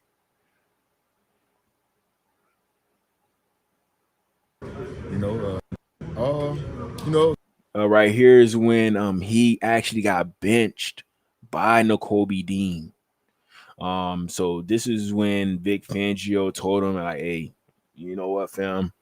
We're not gonna let you be the starter. We're sorry. We're gonna let Nakobe Dean get the spot. Nakobe Dean, he not even on his level in regards to athleticism, not on his level. But they're like, nah, we good, fam. We just gonna let Nakobe start. You could just warm the benches for us. That's all you gotta do. That's that hurt right there. I'm not even gonna lie. That's that hurt. But let's see what Devin White had to say about that. It was hard, but at the end of the day, it's football. Those guys make those decisions, and you got to live with them. Be prepared, when your number calls, just to go out there and handle your business. They said that you have a role on this team moving forward. Nick said they're going to need you. Did they describe to you what that role was? You had to get it from him. What happened to your ankle? Like, when did that happen? Just tweak, man. A lot of information. Some been working through.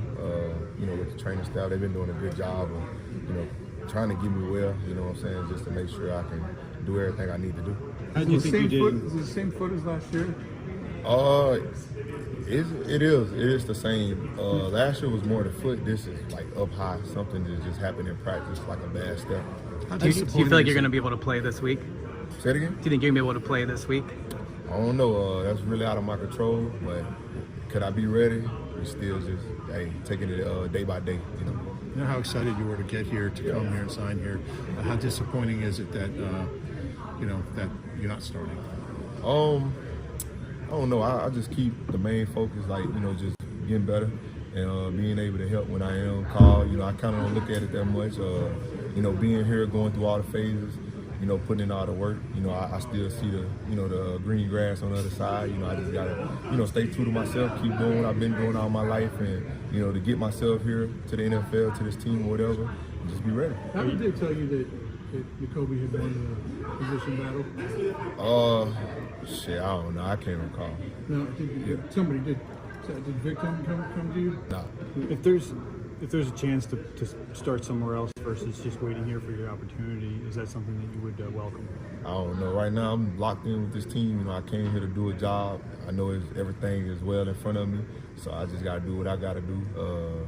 I made a good bond with these guys, and we in here every day getting better, whether it's in the room, the classroom, on the field, individual drills, even in there playing ping pong or something together. And right now, man, that's all that matters to me. I'm extremely blessed and highly favored. I know what's for me is for me. And if I stay true to myself, to the game, it's going to come. Will you play special teams if needed? I don't know. I can't discuss that right now. I never played it. Hey, but he real, though. He not going to show no animosity towards his coach.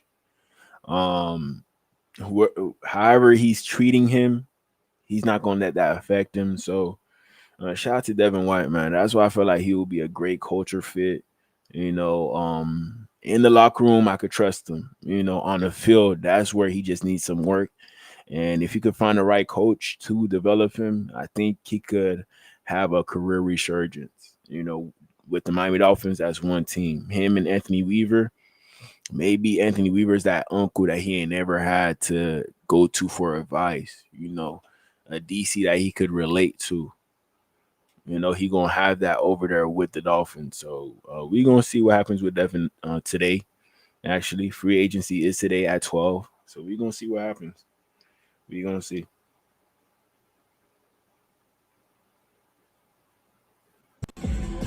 We good. We have Devin White versus Ed Oliver, a D tackle. This might be the issue right here. This might be the issue. I thought Devin White was faster than this, man. But Ed Oliver, he could low-key move. He could low-key move. We good.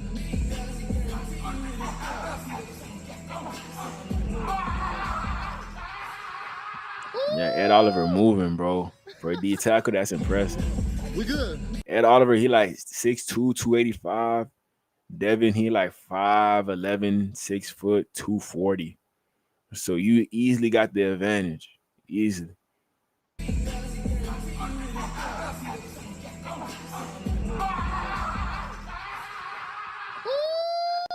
Oh, he low-key caught him at the end. Low-key caught him. Okay.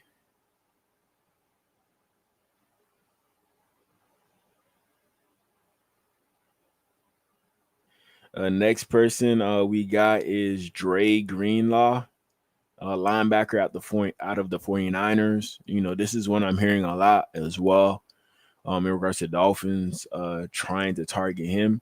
Right honestly, here we got some players from the 49ers talking about what he provides to the team. And I know Dre Greenlaw would provide that culture of like that hard-nosed football culture to the Miami Dolphins. No playing around, no nothing. He gonna hold everybody accountable. We don't gotta be worried about our team being called soft because we got a guy like this in the locker room. To be honest, man. So I would love this signing. The only issue with him is the injuries. If he ain't never go through that injury, the 49ers would have already re-signed him. We're not even talking about him right now. We're not. But since he's available, we're gonna talk about him. Hey, you know who give me all the like energy in the world, man? Dre Greenlaw. Oh yeah, Dre. When Dre Greenlaw play, man, like he is the spark, man. Like he different. He different. Like when Dre Greenlaw I feel plays, bad for wherever running back. Like go to Greenlaw way. Like honestly, like when he could shut a whole when side he get down. back. Oh man, it's gonna be bad. What is the difference between Dre in the game, Dre on the sidelines encouraging you guys? Because he's been there all season. It ain't the same. Yeah, it ain't the same. In game, you don't know, baby D. Yeah. You don't know, baby D. Yeah. In the game, The energy man, level takes it up a notch. In the game, is like, it's like I gotta get like him. Yeah, right. I'm not looking right if I don't look like him. Right. I gotta match his energy. Hey, and we definitely need somebody on our defense that's like that. Definitely. He gonna lead by speech and he gonna lead by example as well. With Jalen Ramsey, I think he a guy that's gonna lead by example. We haven't had our veteran presence there at our edge spots, so we can't really follow those guys' leads. Zach Sealer, he's like a lead by example type of guy. He doesn't really yell or anything like that, give out speeches very so often. And then there's nobody else really on our defense to rely on for that speech other than Jordan Brooks. But even with Jordan Brooks, it seems like he gonna need help out there. He can't just be the only leader on defense. So adding Dre Greenlaw, adding Hufanga, like if we could get those two guys in the building, even though they injury prone, getting those two guys could definitely give our defense that boost to the point where after the game, you're going to get some bruises on your body playing the Dolphins. You're going to get some bruises on your body playing the Dolphins. So we got to make sure we could get Dre Greenlaw and we could get Hufanga on this team. If we get those two, we back in business. We back in business.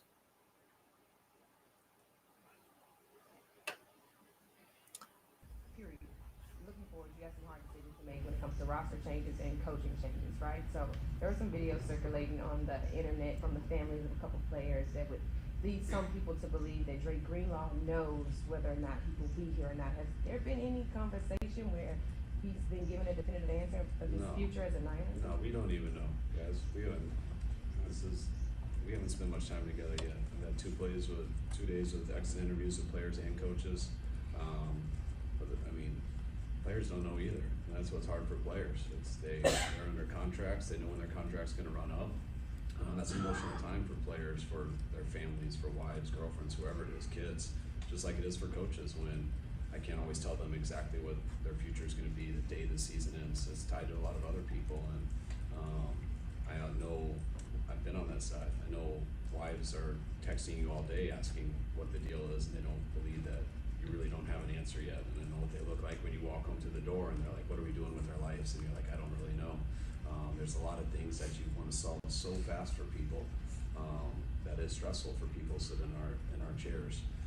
But you can't solve everything at once. A lot of things are tied together, and when you hear things like that, or Greenlaw, like, we're doing everything in the world we can to bring Greenlaw back. We're not into losing really good players who are unbelievable people. So we're going to do everything. So they say they're gonna try everything that they can to bring Greenlaw back, but I don't think they're gonna be able to do anything because they got signed Brock Purdy to that contract. They got free agency. They're probably gonna use his injury to their leverage to get him on a cheaper deal. But I don't know. We probably gonna have to be willing to give up a little bit more money than San Francisco to get Dre Greenlaw in here. But if that's not too much money itself, then I wouldn't mind bringing Dre Greenlaw in here to pair up with Jordan Brooks, and that's a top 5 linebacking duo in the NFL. Top 5 automatically.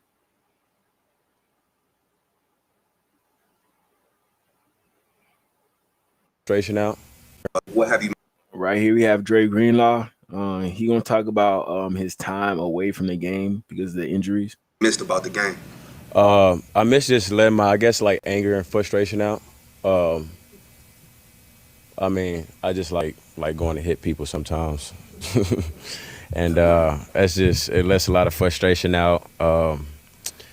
Just makes me feel better. I don't know. I miss everything about it. The fans, going out there in Levi's, just playing next to Fred, just that feeling of playing next to him. Everything about it. Yeah, I heard what that boy said, man. That boy got pain, anger inside. Those are the players I want to play with. Because when they go out there, all that pain, anger, gonna lead to somebody getting locked out there. You definitely gonna be hitting first when you got pain and anger built up inside of you. So Dre Greenlaw, bro, he gonna be that enforcer, that fear monger on our defense. We just gotta pray on his knee to make sure that it don't get injured again or anything else with Dre Greenlaw doesn't get affected again. So it seems like with the 49ers, they're probably willing to move on forward with D. Winters, the linebacker that they drafted a year ago from Washington. They might just let him start with Freddie Wagner. He's not a bad linebacker himself. Pretty good hitter. I was watching a few 49ers game and I seen him playing, and he was pretty impressive. Pretty impressive, man. So it makes sense as to why the 49ers being okay with letting Greenlaw go. But it seemed like they want to bring him back on the right price, and they're going to use everything to their capability to get an advantage in regards to getting him on the right price. Even though every other team going to do the same thing, other teams might be willing to give up more to keep him. So that might entice him to just leave anyway. So we're going to see what happens with Greenlaw. We're going to see.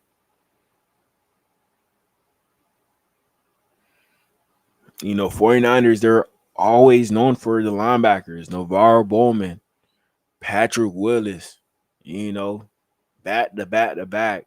49ers, they always do it. Reuben Foster, we thought Reuben Foster was going to be that one. But he wasn't. But, they had to get Reuben Foster for them to draft Fred Warner just in case. Boom, that ended up working out.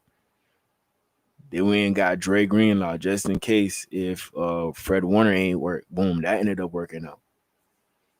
So they just kind of found that niche in regards to knowing who exactly to go after at linebacker.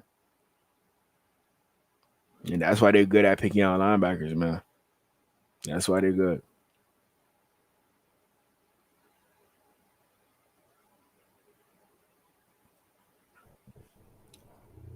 Right here on this clip is where he got healthy and he tore his ACL again. Just off of this right here. Just for jumping up. Boom, his leg snapped. Tore his ACL.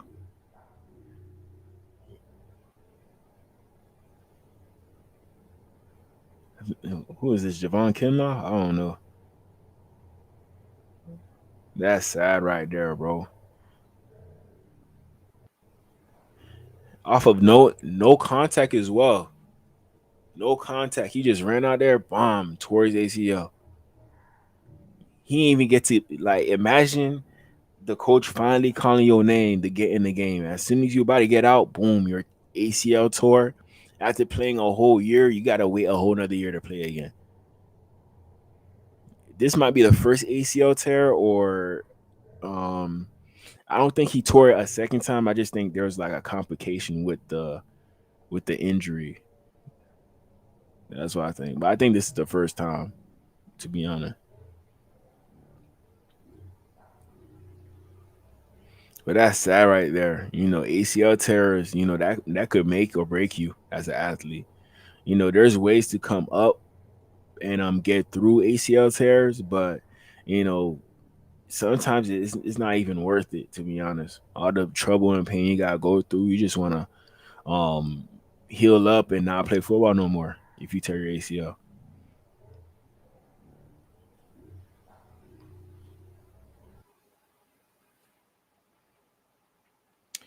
Another player that I think the Dolphins should target, Chaz Surratt, a linebacker from the Jets.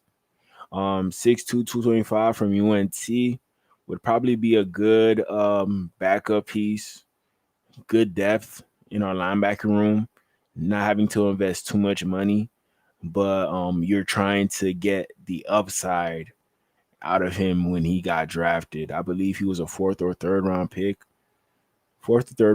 Hasn't lived up to anything with the Jets, but they are solidified at the linebacker position with CJ Mosley and Jermaine Sherwood. So that's why Surratt didn't really get that much line life with the Jets, because they already had two established starters. So now he's a free agent, could be looking for a new home. I doubt a team will give him the opportunity to start for them. I highly doubt that. But I do think he could find him a pretty good backup role for a pretty good team. I feel like we're an average to good team that could use some linebacker depth, and I think Sage Surratt would be a good option. He'll probably ask for a 1 year, $5 to $4 million deal. That's what I would think. So we don't have to really spend too much money on getting a more solidified linebacker. Most likely we're probably going to spend that money on a linebacker who's going to start, and we got to pay somebody who's going to be the backup. Surratt, he's one of those people that you wouldn't mind making him the backup. When he comes in, he's going to come in and make some plays, just like on this play right here. Look at him get this pick. Okay. So Surratt, that's another guy I'm looking at. A lot of low tier guys that you guys probably never heard any other content creator mention, but I will mention them today. Everybody getting love today. Everybody. Right here, another linebacker I think we should target is Shaq Thompson. He did get cut by the Panthers. A little bit on the older side. I think he's 30 years old, if I'm not mistaken. He said he has about 2 or 3 more years left in him. So if you want to bring him in for his final few years to pair up with Jordan Brooks, happily ever after, I wouldn't mind that. It used to be a safety converted to a linebacker. So kind of that same route that Jordan Brooks took when he was coming from his high school to Texas Tech. So I really do like those linebackers who used to play safety, because you already know that they have that speed to play sideline to sideline, and on top of that, Shaq Thompson, he's a thumper as well. So even though he used to be a safety, he'll hit you. He will definitely hit you, and you'll go backwards, man. You will definitely go backwards. But let's check out Shaq Thompson on this play.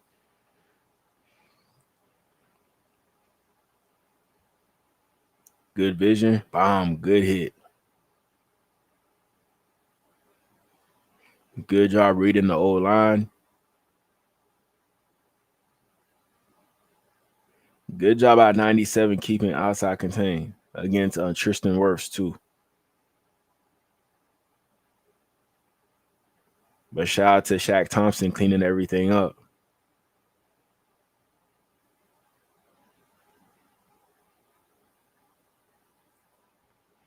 Right here, we got Shaq Thompson again.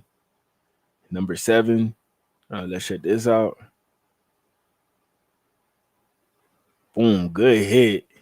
Knock that boy back. Bah! That's that safety mentality that I love, you know?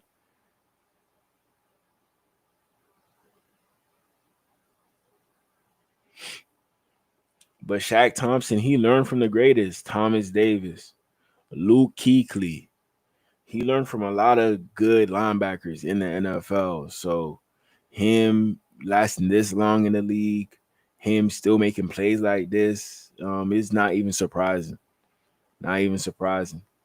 So if he does come to Miami, he could teach Jordan Brooks everything he learned from Luke Kuechly. And Jordan Brooks could teach him everything that he knows at the current moment.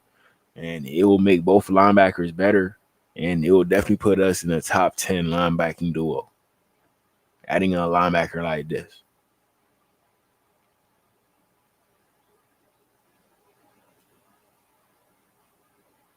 Guys in history that play with one team, you know, but I did my career here. You know what I mean? I did my career here. You know. He said he want to spend his career with the Panthers. Yeah, I guess that's not going to happen because they did release him. I mean, one of the guys in history that play with one team, you know, but it's up to them, right? These 2 injuries with Livee. Everybody knows about the one last year, and of course about this one this year. You know, there's nothing I can do, but it happened, get better, and come back strong. When you got injured, I did my career here. You know what I mean? One of the guys. Sometimes you could say that you want to spend your career with the NFL team, but you better hope that your injuries ain't really affect you playing out there and ain't really affect the team going to the playoffs, you know? So these teams are not committed to you. You might think so, but you got to be a special or a very good player for these teams to do whatever you say, you know? Even if you want to stay there forever, you know, you got to make sure you damn near perfect as a player. You got to make sure you Myles Garrett. You know, Myles Garrett, he just got that extension to yesterday.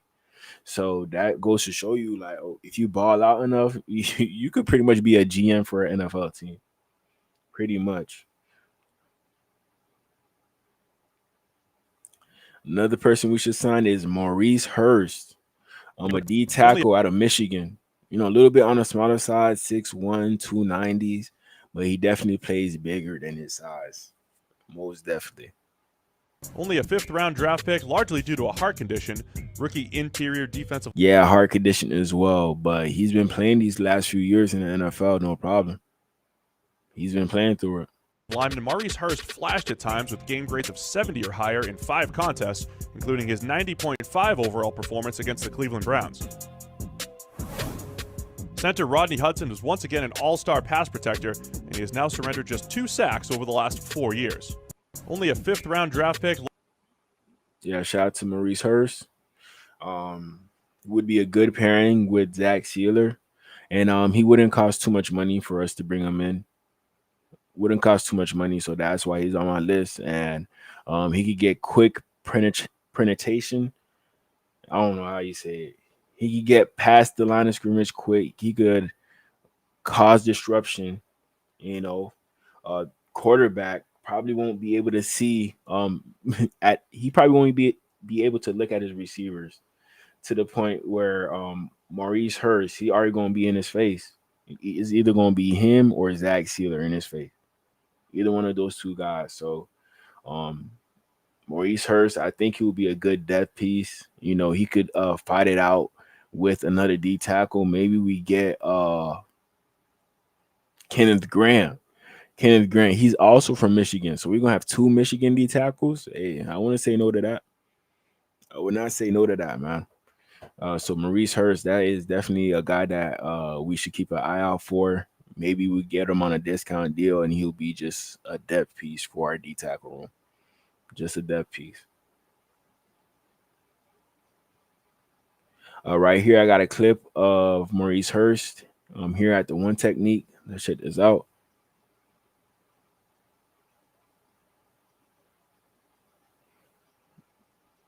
Good job using his hands.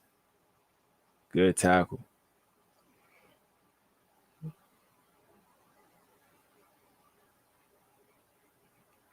Get off me.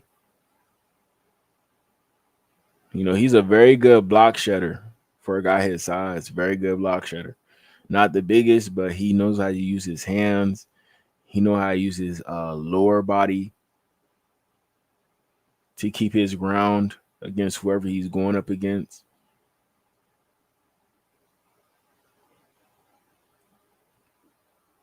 A very, very good D tackle that you could depend on. You know, he probably would excel on a 5-man front.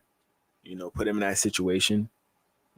A 3 technique 5-man front. He getting back there. He causing pressure. He causing havoc, to be honest. You know, coming out of Michigan, he was a projected first 10 pick in the draft, first 10, but he fell because of the heart issues that he had.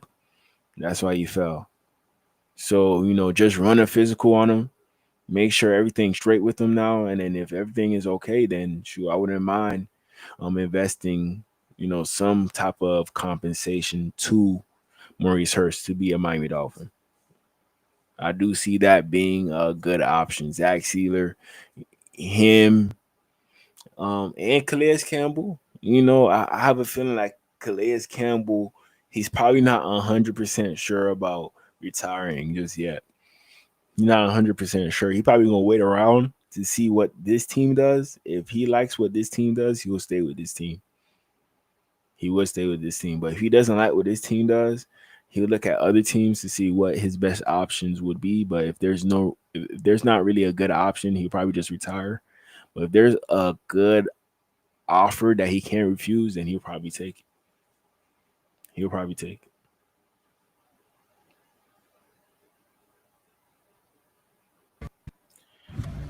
Right here, we have a practice clip of Maurice Hurst. Let's check this out.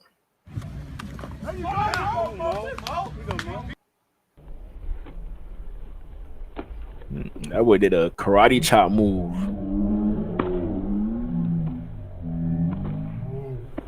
He got good bend around the edge for a guy that's a D tackle.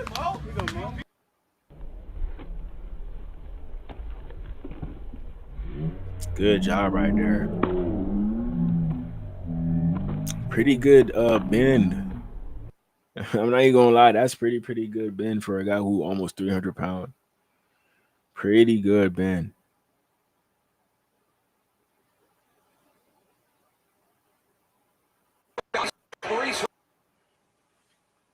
Right here we have Maurice Hurst. He's out in coverage on this one actually, and let's check out what he did. Maurice Hurst dropping right back into that throwing lane. We don't even need Benito Jones, man. We don't. Benito Jones, I think he did this against the 49ers. I think he did. You know, but hey, we got our boy right here.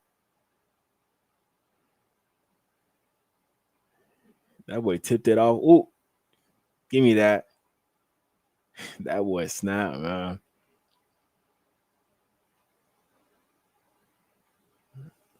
But yeah, Maurice Hurst, he's a very athletic D tackle.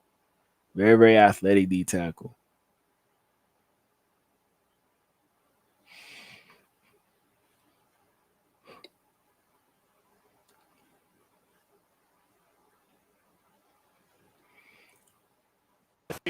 Another guy we should target, Bobby Brown, the third, the D tackle out of the Rams. would be a decent depth piece in the D-Tac room. I feel the same way about him, just like I would feel about Hurst being our D-Tac room. We'll still need to address it, but you really want to add D-tackle depth, and you want to make sure you have the best 5 at D-tackle. Pocket pushers, that have a presence on that football field that you're sure about. And Bobby Brown, he's one of them. He played in the Super Bowl before with Jalen Ramsey. So Bobby Brown, he should be one of them ones, man, that we should keep a close eye out for. Probably would be the cheapest, best option for the Dolphins as the tackle. The cheapest, best option. So if we do sign Bobby Brown, I would not be surprised. I would not. Well, I think Eichenberg, number 74, comes in. Wow. Of course, Eichenberg. Of course. Well, I think Eichenberg, number But Bobby Brown, he ready to crash out, bro. 74 comes in. Well, I don't know who initiated it, but come on, Eichenberg, you supposed to hit him in his mouth, man. Eichenberg, number 74, comes in. This is the stuff that people be talking about when they saying we saw, bro. This stuff right here. This stuff, man. I don't know who initiated it, but well, I think Liam, he not okay after that. Comes in. Well, I don't know who initiated it, but well, I think Eichenberg, number 74, comes in. Well, I don't know who.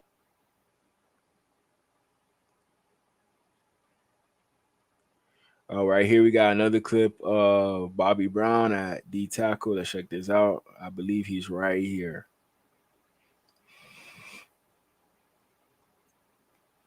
Good job splitting that double team from the fullback and the center.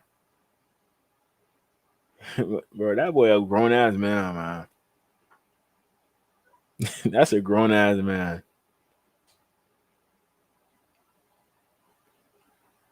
He could definitely find his way to Miami. Most definitely. A lot of people could keep on sleeping on him because he doesn't put up, that much stat numbers in regards to sacks. But, you see plays like this that impress you. Penetrating plays. They don't count a tackle for loss as a stat line. They don't. Even though it should be counted as like a sack or something like that. They don't.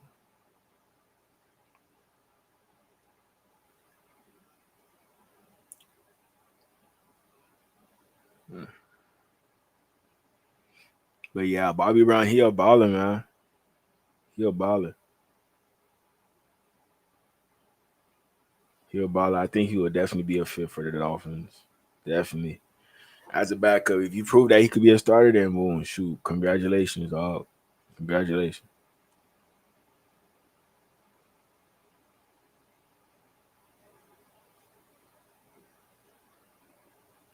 All right, here I got another clip of, let me see. I think he's on the right side.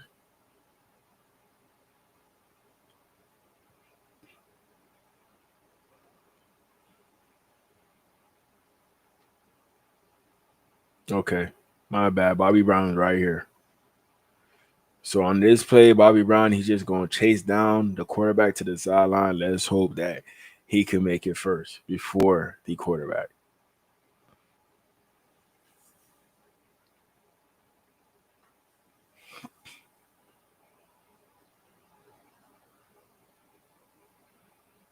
Good job running sideline to sideline. Even though he not the fastest, he still caught that edge. Nice job right there.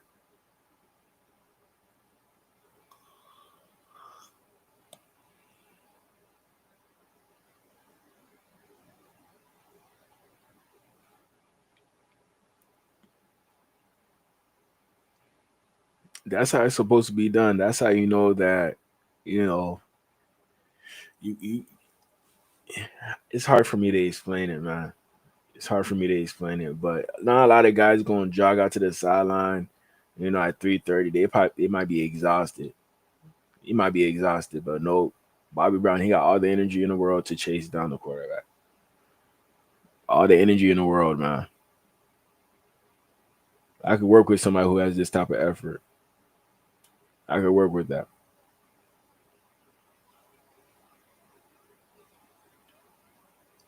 Right here we have Bobby Brown at the one technique. Let's check this out. Who is this? The Bills? No, not the Bills. The Browns. This is the Browns. Let's check this out. Emotion.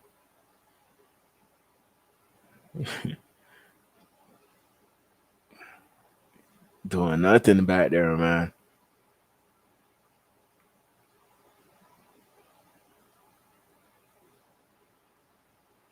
Bruh. It's like Poke Kick, he's a good center now in the NFL, a good center. But back in the day, he wasn't really that good. Wasn't really that good. Bobby Brown tried to get TFL. That ain't work. That didn't work. But at least he getting pressure back there. That's all I'm gonna say. At least he getting pressure. Just imagine him alongside with Zach Sealer and another really good D tackle. We'd be unstoppable. We'd definitely be unstoppable, man. Next person I got is Tershawn Wharton, D tackle, out of Kansas City. He's right here in the middle. I'm surprised they let him go. I'm real surprised. You know, they found him diamond in the rough. I think they got him in the 5th round. But now he's available. You know, out of all D tackles, I would want the Dolphins to really get this guy. I really want them to get this guy. I think he's going to be pressure for any team. I think he's not scheme dependent. I think he'll work with any scheme. Any scheme.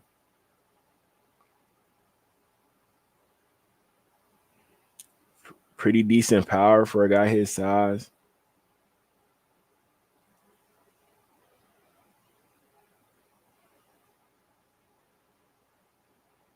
Definitely held up strong in the run game.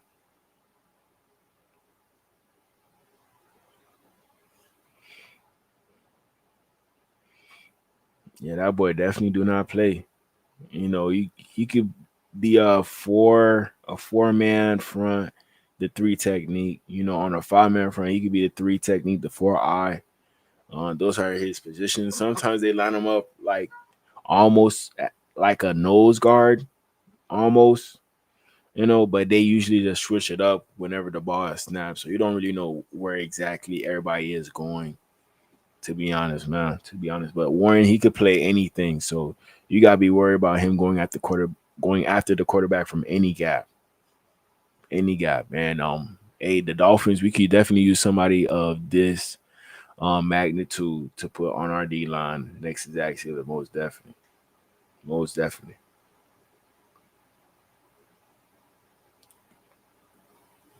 Here's another rep of Tershawn Wharton up against I don't know who this guard is. It seemed like this is back in the old day.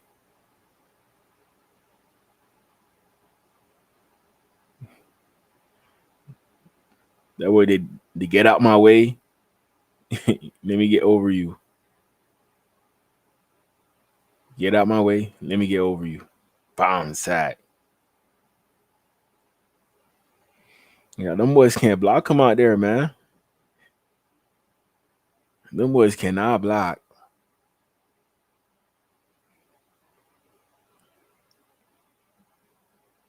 Yeah, I don't know, man.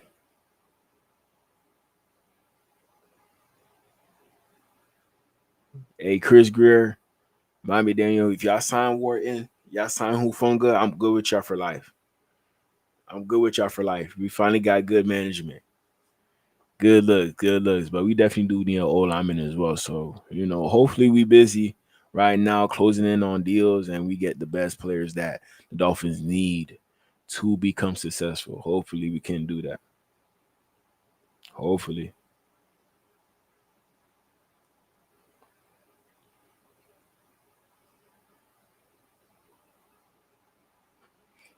Right here we have another clip. Tershawn Wharton up against our team, the Dolphins.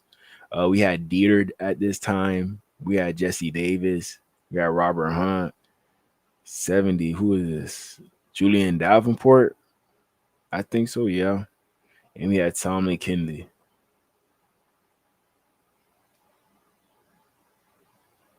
Good. I don't want to play the whole thing. Copyright.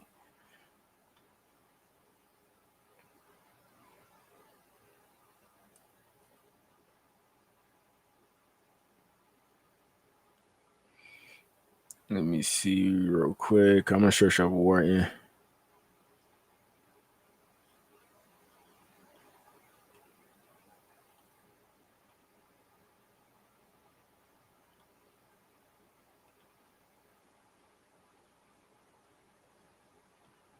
All right. So right here we have Tershawn Wharton, a D tackle, from Kansas City.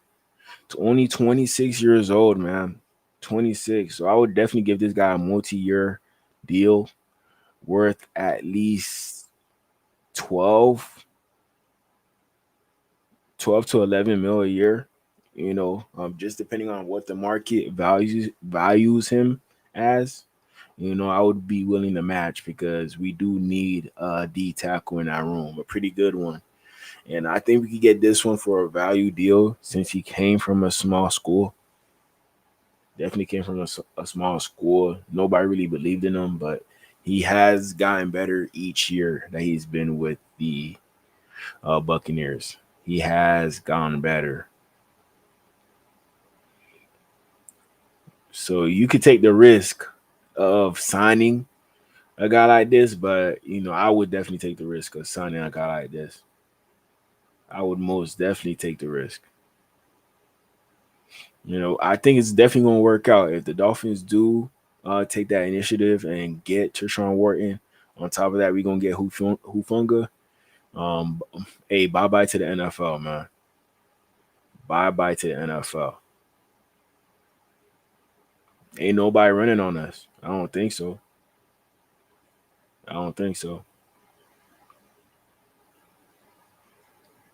But next person we got is Derek Barnett, DN out of the Eagles. I think he played for the Texans last year. He got released.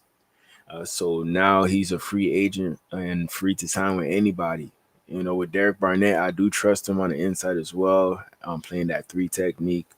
But mostly, I do feel like there are better options than Derek Barnett, but I would add Derek Barnett to my list because, what if all those other options do not work? That is a possibility. Definitely a possibility. So, Derek Barnett, I do think that we could bring him on a 1-year deal. Team friendly and player friendly. Take it or leave it, but maybe the Eagles are maybe trying to get Myles Garrett for sure. Who knows? If they do, then I'm pretty sure he's gone. Man.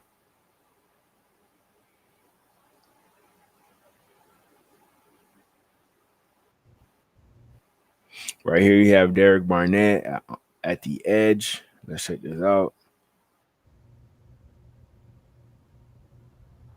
Good hand usage.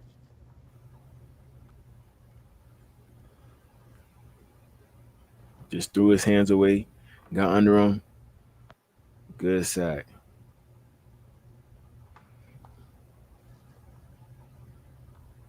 A pretty good technique right there. Pretty good technique.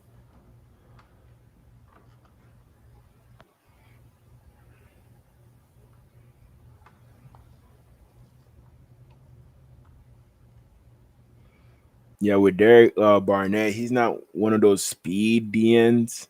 He's more so of those power DNs that will be able to push back whoever's guarding him, whoever's blocking him, whoever it is. He's gonna be able to do it. He will. But shout out to DB for that video.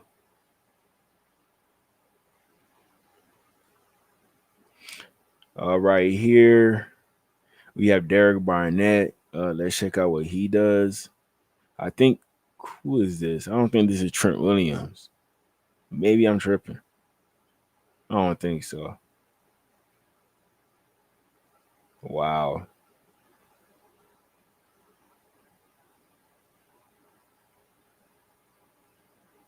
Okay, Derek Barnett.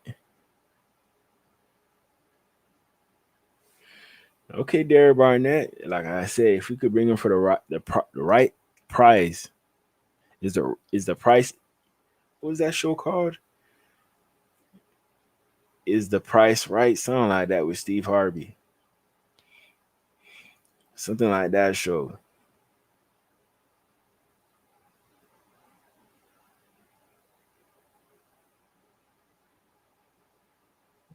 Beautiful move right there, man. Took 73 out of existence. Not 73, 72. Hopefully that is not Teron Armstead. Hopefully that is not Trent Williams. I don't think that's Trent Williams.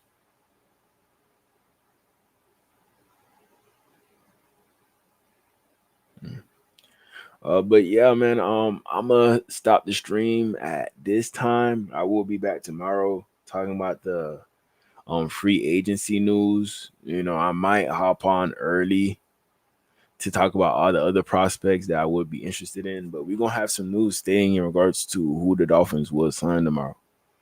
We're gonna have some news, man. So we gonna see what happens tomorrow, and I'm gonna be back on live just talking about everything that happened today. You know, this is the DG live show. You know, I'm back with these. I used to do these a lot on my YouTube, but now I'm gonna strictly do these, and I'm just gonna crop out sections of this video to make into full videos to post on my page. That's it. Simple, man. But before I get into the end of this live stream, welcome to DGE Merchandise, your one-stop shop for everything you need. Whether you're shopping for yourself or looking for the perfect gift, we've got you covered. Check out DGE Merchandise website for all your latest gear for the National Football League and more. Every sale helps the channel grow to bigger and better things, and we wouldn't be here without your support. Shop with confidence, knowing that we offer top-quality products at unbeatable prices. Ready to find your next favorite product? Visit dgmerchandise.com today and start shopping. We're always here to make your shopping experience easy, fast, and fun.